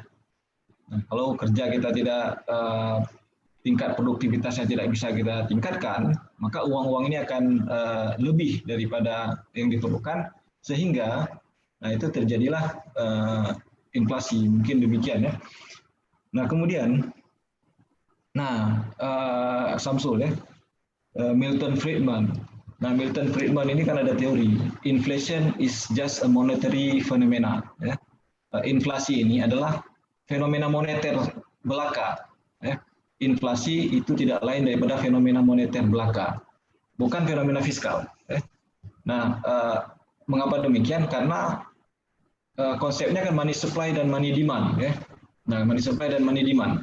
Ketika kita mencetak uang, nah itu money supply. Ketika kita mencetak uang lebih banyak dibandingkan dengan money demand, maka terjadilah inflasi. Karena itu pencetakan uang ini tidak bisa sembarangan ya, dalam kerangka teori Milton Friedman. Jadi money supply ini harus seimbang dengan money demand-nya. Jadi inflasi ini disebabkan oleh faktor money supply-nya. Nah, tapi ini dibantah oleh Stephanie Kelton. Saya tidak bisa mengambil kesimpulan argumentasi ataupun jawaban yang disampaikan oleh Stephanie Kelton dalam hal ini. Karena bagi Stephanie Kelton seolah-olah mencetak uang ini ya sebanyak-banyaknya itu masih bisa dilakukan. Apakah betul begitu? Karena sebanyak uang apapun yang dicetak, nah itu akan terserap ke ember berikutnya. Kan ada 2 ember tadi ya. Nah, jadi seberapa banyak uang yang dicetak oleh pemerintah itu tidak ada masalah. Kenapa? Karena kita ada 1 ember lagi yang akan menampung uang-uang tadi itu.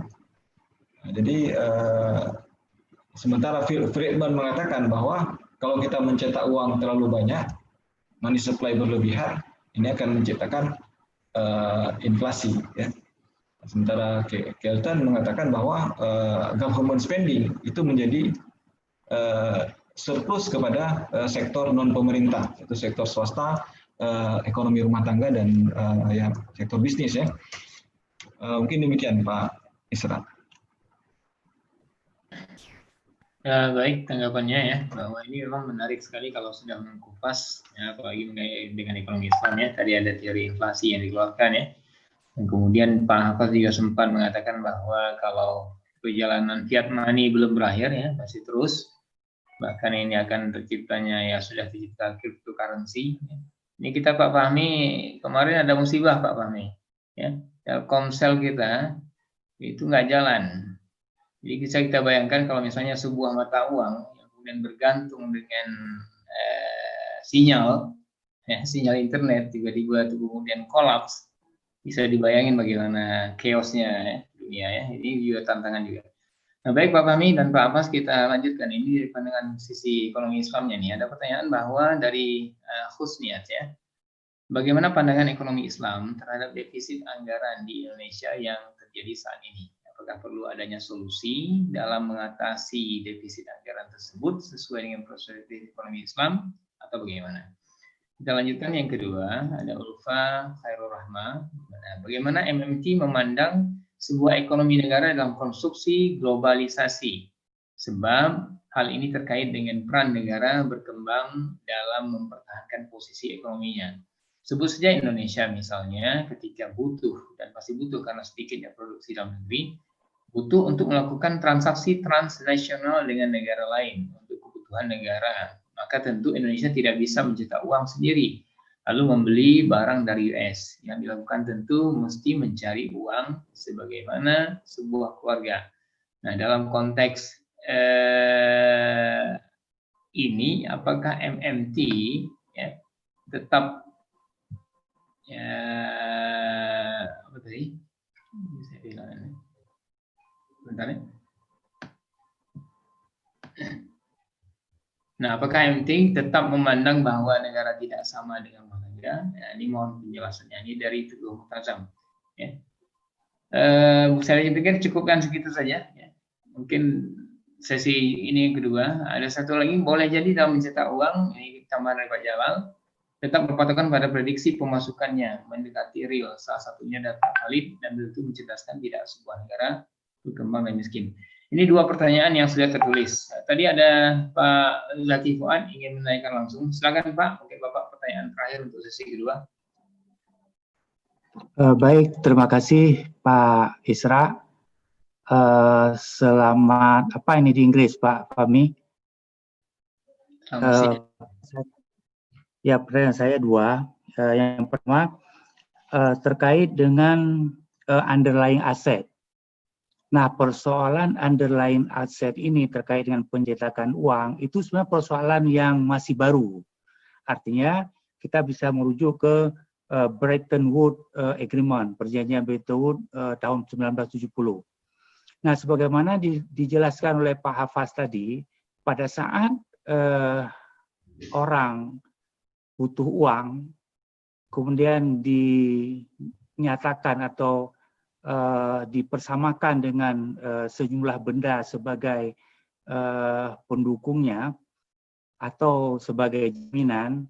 Nah, lama-kelamaan dari proses inilah akhirnya diambil sebuah kesimpulan tidak perlu lagi ada emas sebagai penjaminnya. Nah, di sini mulai karena kelemahan negara-negara ketiga waktu itu, dengan sendirinya mereka terima, maka muncullah nilai yang paling tinggi di saat itu pertama sebagai inisiator terhadap uang kertas itu adalah Amerika Serikatnya. Nah ini saya kira sebagaimana disinggung Pak Afas tadi, inilah tantangan bagi kita. Apakah kita ingin tetap menjadikan emas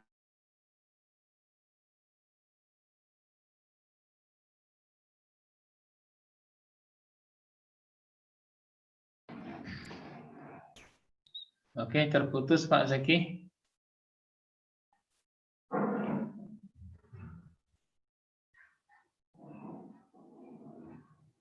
Ada masalah sedikit. Baik Pak, Pak Fahmi dan Pak Abbas, sesi kedua mungkin silakan ditanggapi. Ya, mudah-mudahan nanti bisa kita tutup yang sesi ketiga. Silakan Pak. Ya, mungkin tadi ada pertanyaan tentang kalau nggak salah saya dari ini ya, tentang mungkin lebih kepada dari Teguh Murtazam kalau nggak salah saya tadi, terus tentang ada juga tentang apa namanya globalisasi, bagaimana seperti di awal seperti di awal yang disampaikan bahwa memang buku Deficit Myth ini lebih banyak membahas tentang kondisi perekonomian Amerika ya. Kondisi perekonomian Amerika yang mana sudah kita tahu sudah kuat, merajai mata uangnya di hampir seluruh dunia, dan juga yang paling penting mereka bisa apa namanya ya bagaimana negara-negara lain sangat bergantung pada dolar. Artinya dengan kata lain punya kedaulatan keuangan, kedaulatan moneter yang kuat, itu Amerika. Nah, makanya di awal juga saya sudah bilang kita perlu melihat lagi bagaimana untuk konteks Indonesia kayak tadi, ya, bagaimana apakah saat kita butuh beli barang dari luar negeri kemudian membayarnya dengan uang dolar, ya kan? Tentu ya di situ kita tidak apa namanya tidak moneter kita nggak kuat, apa tidak berdaulat, artinya kita harus menggunakan mata uang lain. Nah di sini yang dijelaskan oleh Stephanie Kelton, dia agak hati-hati atau mungkin bukan hati-hati ya, mungkin agak tidak menjelaskan secara detail bagaimana negara-negara lain, tidak dijelaskan bagaimana negara-negara Indonesia atau negara-negara berkembang lain, hanya sedikit. Poinnya adalah menjelaskan bahwa harus ada kedaulatan moneter yang tadi. Jadi kita lihat sendiri, kalau misal Indonesia ini udah cukup kuat nggak moneternya, udah cukup nggak merasa pede gitu ya, misal membeli barang itu bisa nggak pakai rupiah gitu, bisa nggak perlu pakai dolar, bisa nggak kita misal membeli barang-barang di luar pakai rupiah, mau nggak diterima? Nah itu mungkin salah satu hal sederhananya. Ya. Nah jadi artinya kalau kita masih menggunakan mata uang non rupiah seperti US dollar, artinya ya kita perlu memperkuat lagi kedaulatan moneter kita di situ. Jadi ya masih lagi-lagi masih debatable, masih perlu diperdebatkan konteks ini untuk negara-negara yang berkembang seperti Indonesia. Mungkin itu ya Pak, menjawab dua pertanyaan tadi kalau tidak salah saya coba menggabungkan. Poin saya adalah bahwa ini adalah mazhab ya, mazhab mungkin nggak dikatakan baru juga ya, mungkin baru didiskusikan. Sebenarnya mazhab MMT ini sudah mulai apa namanya, mulai lahir, mulai didiskusikan itu sejak 25 tahun lalu, tahun 90-an ya. Jadi ya walaupun belum diterapkan, tapi di beberapa negara katanya seperti Cina itu sudah menerapkan MMT ini. Mereka melakukan cetak uang dengan underlying berupa project dan sebagainya. Nah sekarang bagaimana melihat, lagi-lagi ini bukan solusi, Kelton menjelaskan bahwa ini bukan solusi, ini adalah semacam framework ya. MMT ini hanyalah framework atau gambaran deskriptif tentang semacam atau ide-ide yang bisa dilakukan oleh para pembuat kebijakan untuk mengambil ini. Jadi bukan, perlu diingatkan, dia membatasi diri juga bahwa ini bukan segalanya, it's not everything ya. Ini hanya bagian dari kerangka dan solusi-solusi ya. Mungkin itu aja dari saya Pak Isra? Baik, mungkin Pak Ampas bisa khususnya yang berkaitan dengan pendekatan dari sisi ekonomi syariahnya disentuh sedikit, Pak. Silakan, Pak. Oke, baik, sebelum ke ekonomi syariah ada beberapa hal Pak Isra. Ya, Yang pertama tadi terkait dengan globalisasi ya. Nah ini menjadi hal yang menarik dan ini juga sematnya China itu di sini ya. Artinya memang sudah diakui bahwa untuk menguasai sistem dunia, nah kita harus menguasai sistem ekonomi. Nah untuk menguasai sistem ekonomi kita harus menguasai sistem uangnya.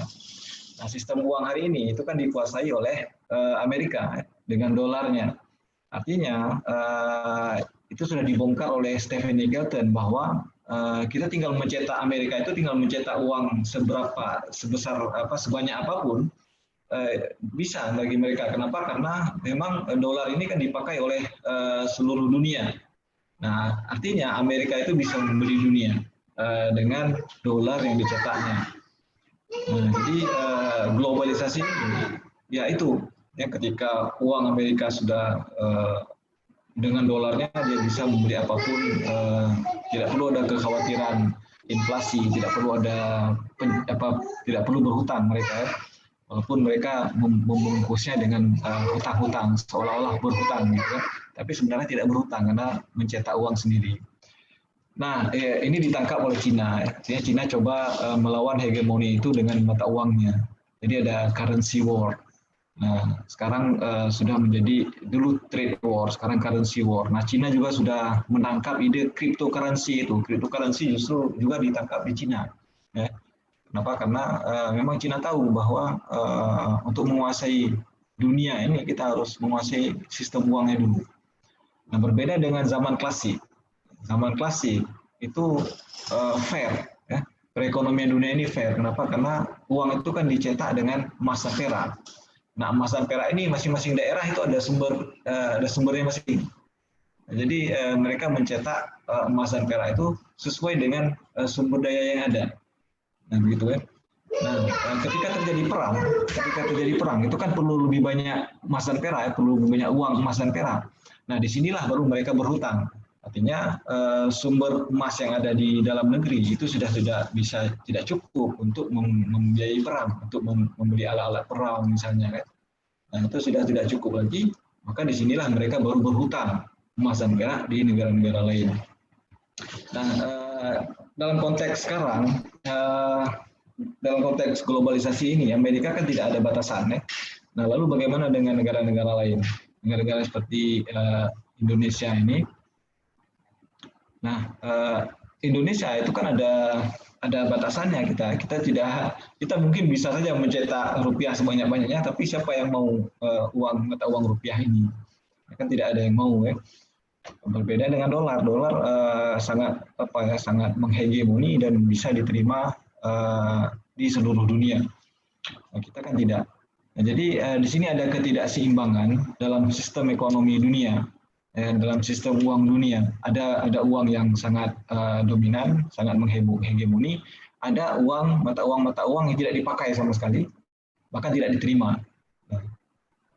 Dan ataupun pemakaiannya itu sangat terbatas. Nah, jadi karena itu perekonomian dunia ini menjadi tidak seimbang. Ya. Nah, jadi itu permasalahannya. Nah, kemudian ada pertanyaan yang menarik dari Pak Alimin ya tentang debt ekonomi. Debt ekonomi bisa baca di chat ya. Nah, ekonomi berbasis hutang. Nah, mungkin untuk konteks Indonesia, nah di sini kita perlu berhutang. Karena ya kita mungkin bisa saja cetak uang rupiah sebanyak-banyaknya, tapi siapa yang mau? Mungkin kalau untuk transaksi dalam negeri bisa, tapi ketika kita perlu sumber-sumber dari luar negeri, ketika kita harus melakukan pembayaran luar negeri, maka kita perlu dolar. Kalau dolar kita terbatas, maka kita kan perlu berhutang. Nah, disinilah negara-negara seperti Indonesia ini mulai berhutang, karena kita perlu dolar untuk melakukan pembayaran impor.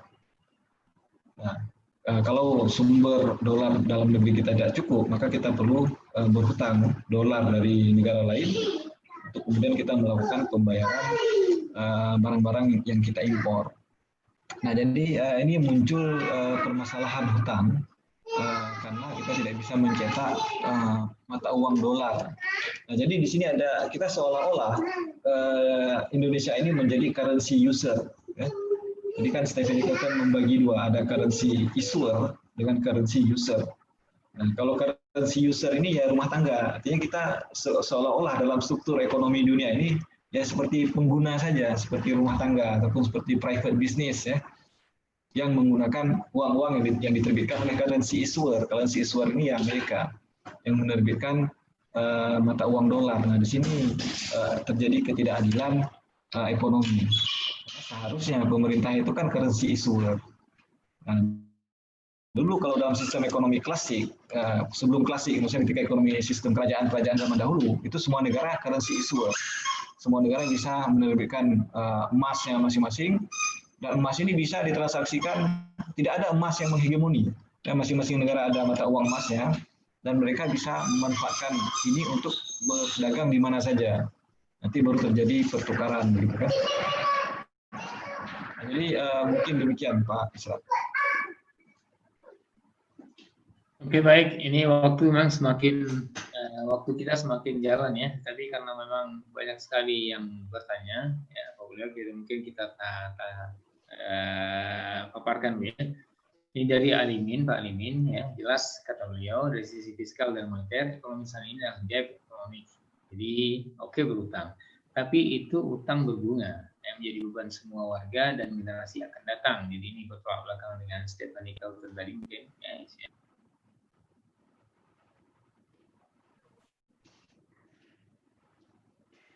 Dari ekonomi, lalu konjungtur ekonomi, lingkaran setan liberal yang dibenci Karl Marx terus terjadi. Nah, apa solusi makroekonomi Islam? Ini mungkin tanggapan di luar dari buku, tapi bagaimana pandangan Islam ya?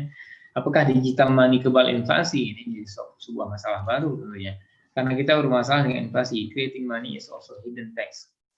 Nah, kemudian tadi Ulfa sudah ada bertanya ya. Bisa coba skip dulu ke yang lain ya, karena sudah. Jadi kita lihat dulu ya. Nah, ini baik. Saya pikir ini dari Pak Jalal juga. Pak Jalal sudah bertanya 2 kali. Kita coba lihat dulu dari yang lain. Pak Yudi Saleh juga Pak. Ini berulang ya, tetapi saya baca saja ya. Ini khusus Dr. Hafaz ya.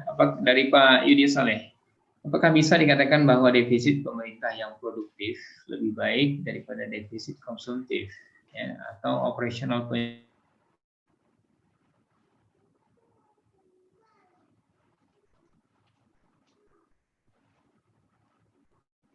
Pak Isra, suaranya terputus Pak Isra.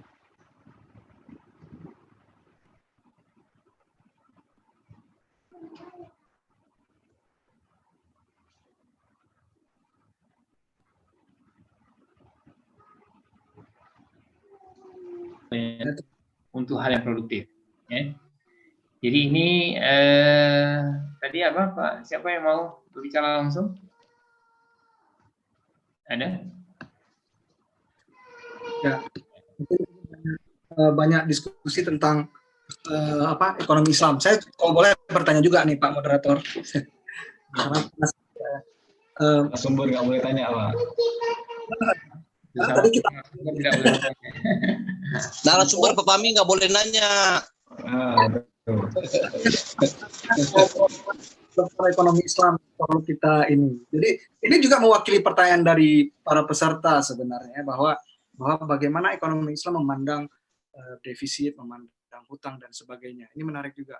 Mungkin seperti Pak Hafaz bilang tadi ya bahwa ekonomi Islam itu belum terstruktur. Nah, mungkin ini adalah upaya-upaya kita untuk membuat ekonomi Islam ini lebih terstruktur sehingga bisa menjawab tantangan-tantangan seperti ini. Kayak apa namanya teori MMT ini. Stephen Kelton dalam beberapa wawancara dengan media, dia dengan PD mengatakan bahwa MMT ini bisa diterapkan untuk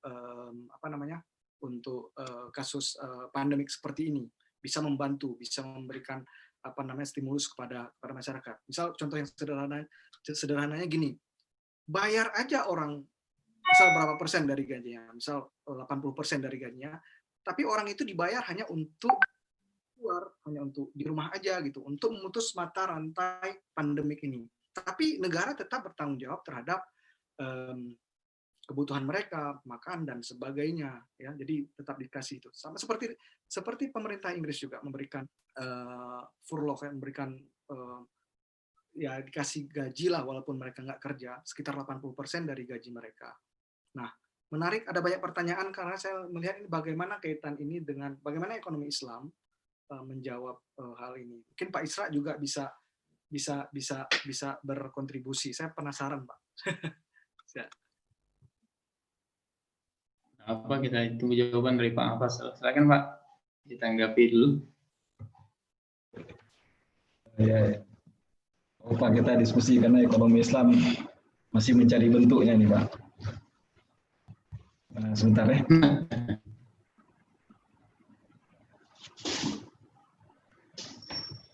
Oke, baik Pak Alimin, hutang berbunga. Ini kan ketika terjadi hutang ya. Nah, saya belum terjawab tadi oleh Stephanie Kelton. Apakah ada kemungkinan negara berhutang? Karena seolah-olah ketika saya membaca bukunya The Deficit Myth ini, itu seolah-olah pemerintah ini tidak akan berhutang sama sekali. Karena pemerintah ini kan currency issuer. Nah, mungkin dalam konteks Amerika itu benar ya. Karena ya pemerintah Amerika kan karena dia penerbit uang, maka ya tidak ada batasan, tidak perlu berhutang untuk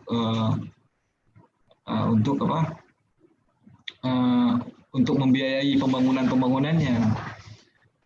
Nah, kalau negara-negara lain, apakah bisa seperti Amerika? Saya rasa tidak bisa karena negara-negara lain ini tidak ada mata uang yang sama posisinya dengan mata uang dolar. Nah, ketika kita tidak sama posisi kita dengan mata uang dolar, maka kita itu statusnya sama seperti currency issuer, ya. Nah, jadi dunia ini kalau bisa digambarkan dalam bentuk tadi itu, saya coba share screen lagi. Nah, mana tadi ya slide saya? Oke, nggak dapat. Nah, jadi kan kalau ada dua sisi tadi ya, currency issuer dengan currency user. Nah, currency issuer ini itu yang menerbitkan uang. Nah, ini pemerintah Amerika. Currency user ini selain private business, selain household, selain rumah tangga, nah itu juga negara-negara lain saya pikir. Negara-negara lain yang menggunakan uang Amerika ini, yang menggunakan uang dolar. Nah, jadi kita posisinya itu currency user. Nah, kalau currency user itu ada kemungkinan kita berhutang. Itu ketika kita tidak ada cukup uang untuk membiayai pembangunan, ya, untuk membiayai pembayaran-pembayaran yang dilakukan dengan uang dolar. Nah, lalu kan hutang ini dalam sistem dunia, hutang itu ya semuanya berbunga, tidak ada hutang yang gratis. Nah, disinilah lingkaran setan tadi seperti yang disampaikan oleh Pak Alimin ya. Nah, karena hutang berbunga ini, kita membayar hutang itu dengan dengan jumlah yang lebih banyak. Artinya kalau kita berhutang 1 miliar dolar, nah kita akan membayarnya seolah-olah 2 miliar dolar. Dan 2 miliar dolar ini dari mana? Dari produktivitas yang kita lakukan. Kalau kita tidak produktif dalam memanfaatkan hutang, ya kita membayarnya dengan sumber daya yang kita ada.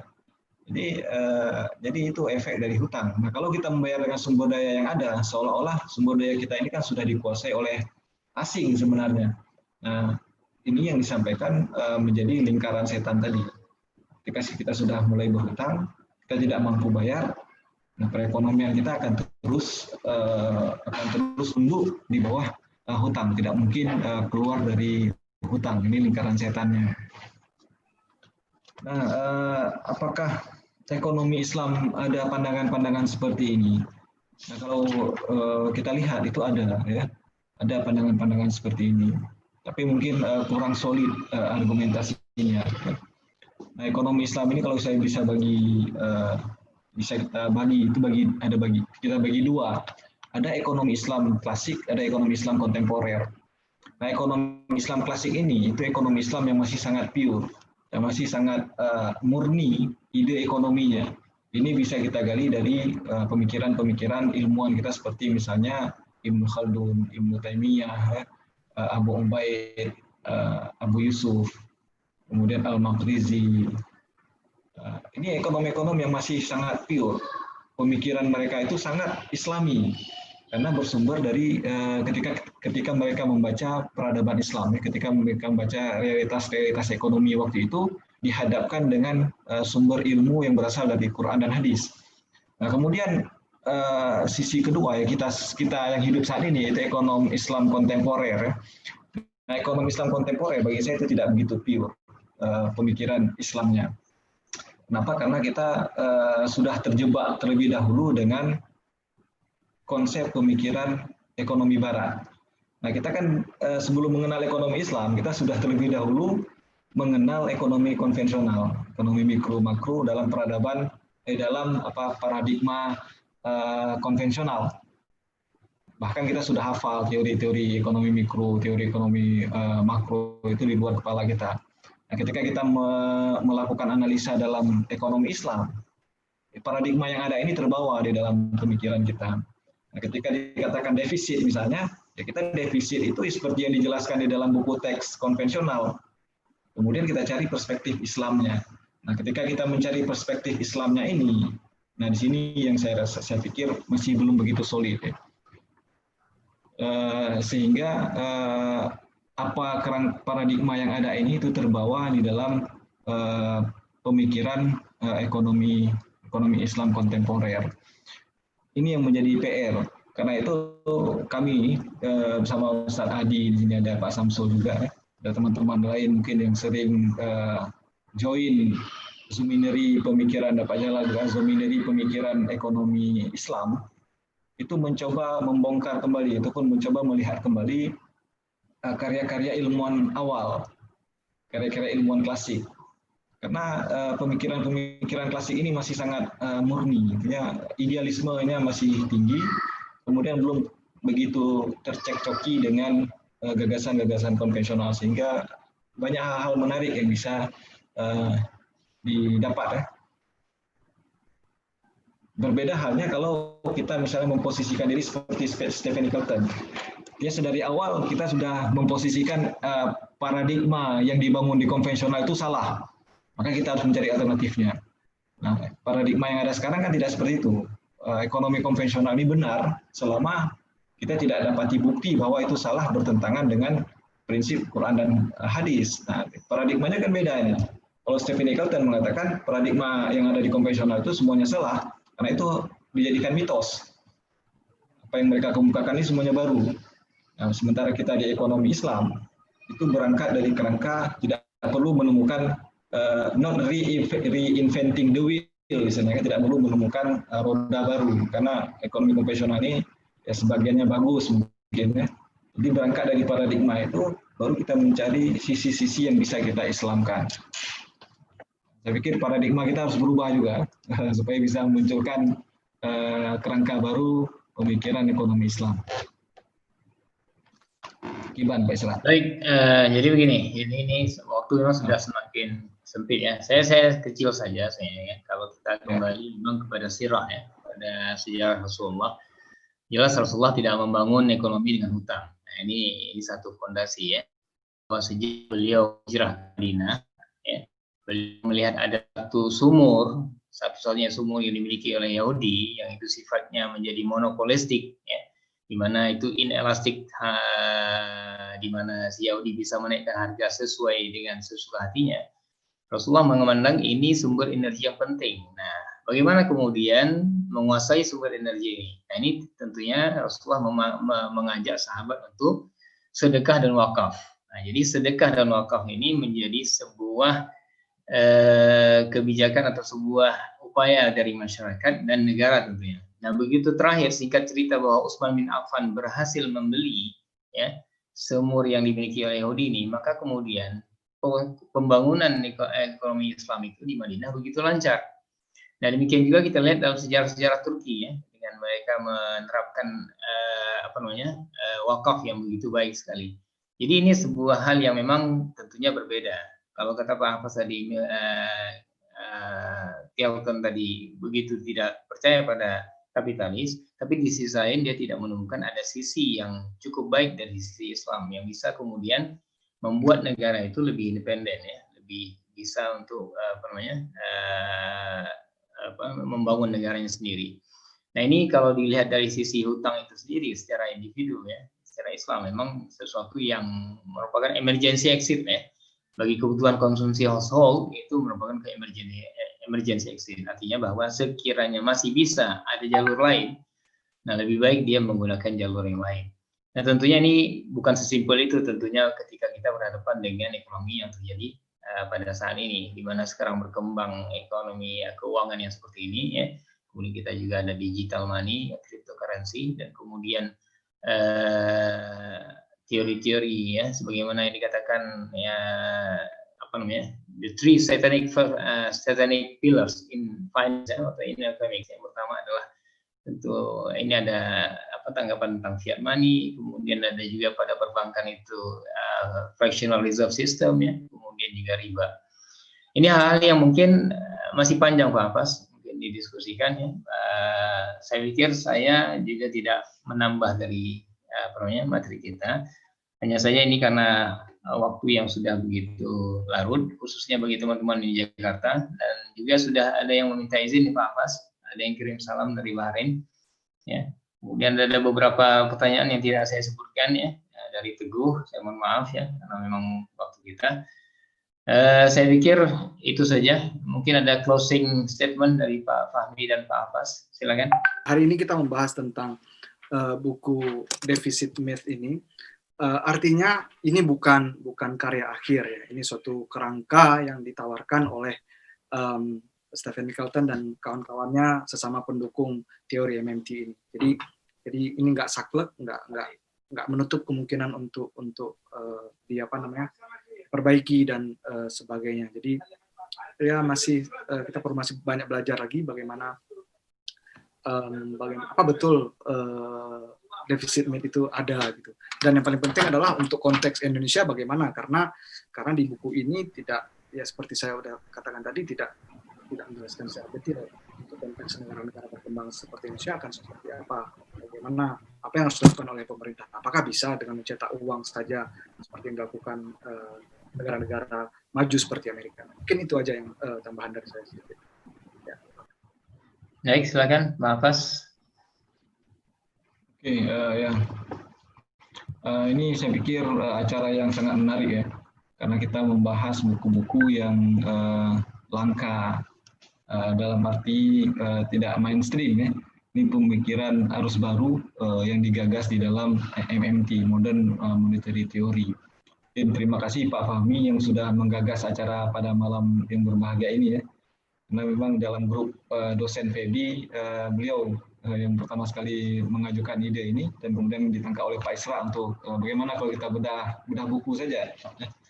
Ke depan berikutnya Pak Fahmi, kalau ada buku-buku baru, seperti mungkin yang disampaikan tadi itu bisa kita bahas, karena di sini juga kita ada banyak pakar di sini. Teman-teman yang lain bisa menjadi pembahas bedah buku berikutnya. Kami mohon kesediaannya teman-teman yang lain untuk sumbang pemikiran, membahas bedah buku. Mungkin nanti bisa di-share oleh Pak Fahmi kira-kira topik apa yang menarik ya. Ataupun mungkin ada ide-ide dari teman-teman yang lain, buku apa berikutnya yang kita akan bahas, kami terima, bisa kita atur Zoom-nya, karena UIN Haradiniri sudah ada Zoom yang gratis, bisa kita manfaatkan.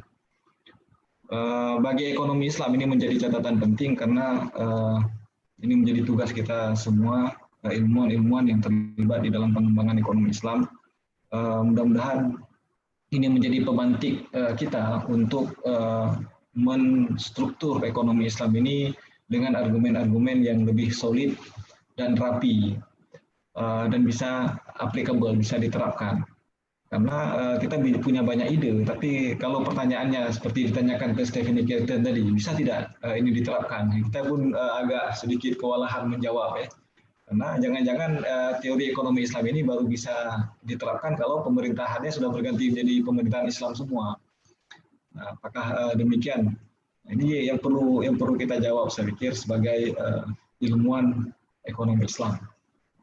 Oke, sekali lagi kami ucapkan terima kasih pada teman-teman. Terima kasih yang menghadiri pada acara yang berbahagia ini. Mohon maaf kalau saya ada salah ataupun salah dalam membaca buku yang ditulis oleh Stephen Kelton ini, hingga salah menyampaikannya kepada teman-teman yang lain. Assalamualaikum warahmatullahi wabarakatuh. Waalaikumsalam warahmatullahi wabarakatuh.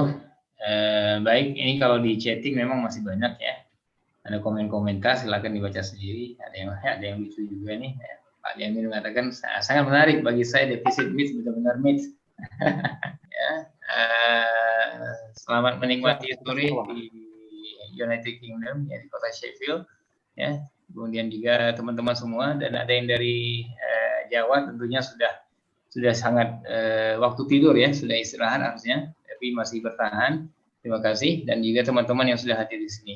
Saya pikir mudah-mudahan ya pertemuan ini terus berlanjut. Bahkan ada juga yang meminta untuk memberikan masukan kalau bisa untuk membedah buku Afzalur Rahman ya. Kemudian juga ada semacam buku-buku yang lain yang bisa dibedah kembali. Dan saya sebagai moderator juga mohon maaf jika ada kekurangan ya. Ini Pak Adi juga sudah ngantuk-ngantuk menurutnya. Pak Adi sehat ya? Alhamdulillah sehat Pak. Oke. Mendengar. Oke, kita tutup secara ofisial. Terima kasih jazakallahu khairan dari saya. Assalamualaikum. Nah, itu Rama yang baru muncul. Silakan. Terima kasih Rama ya. Assalamualaikum warahmatullahi wabarakatuh. Waalaikumsalam Waalaikumsalam warahmatullahi wabarakatuh.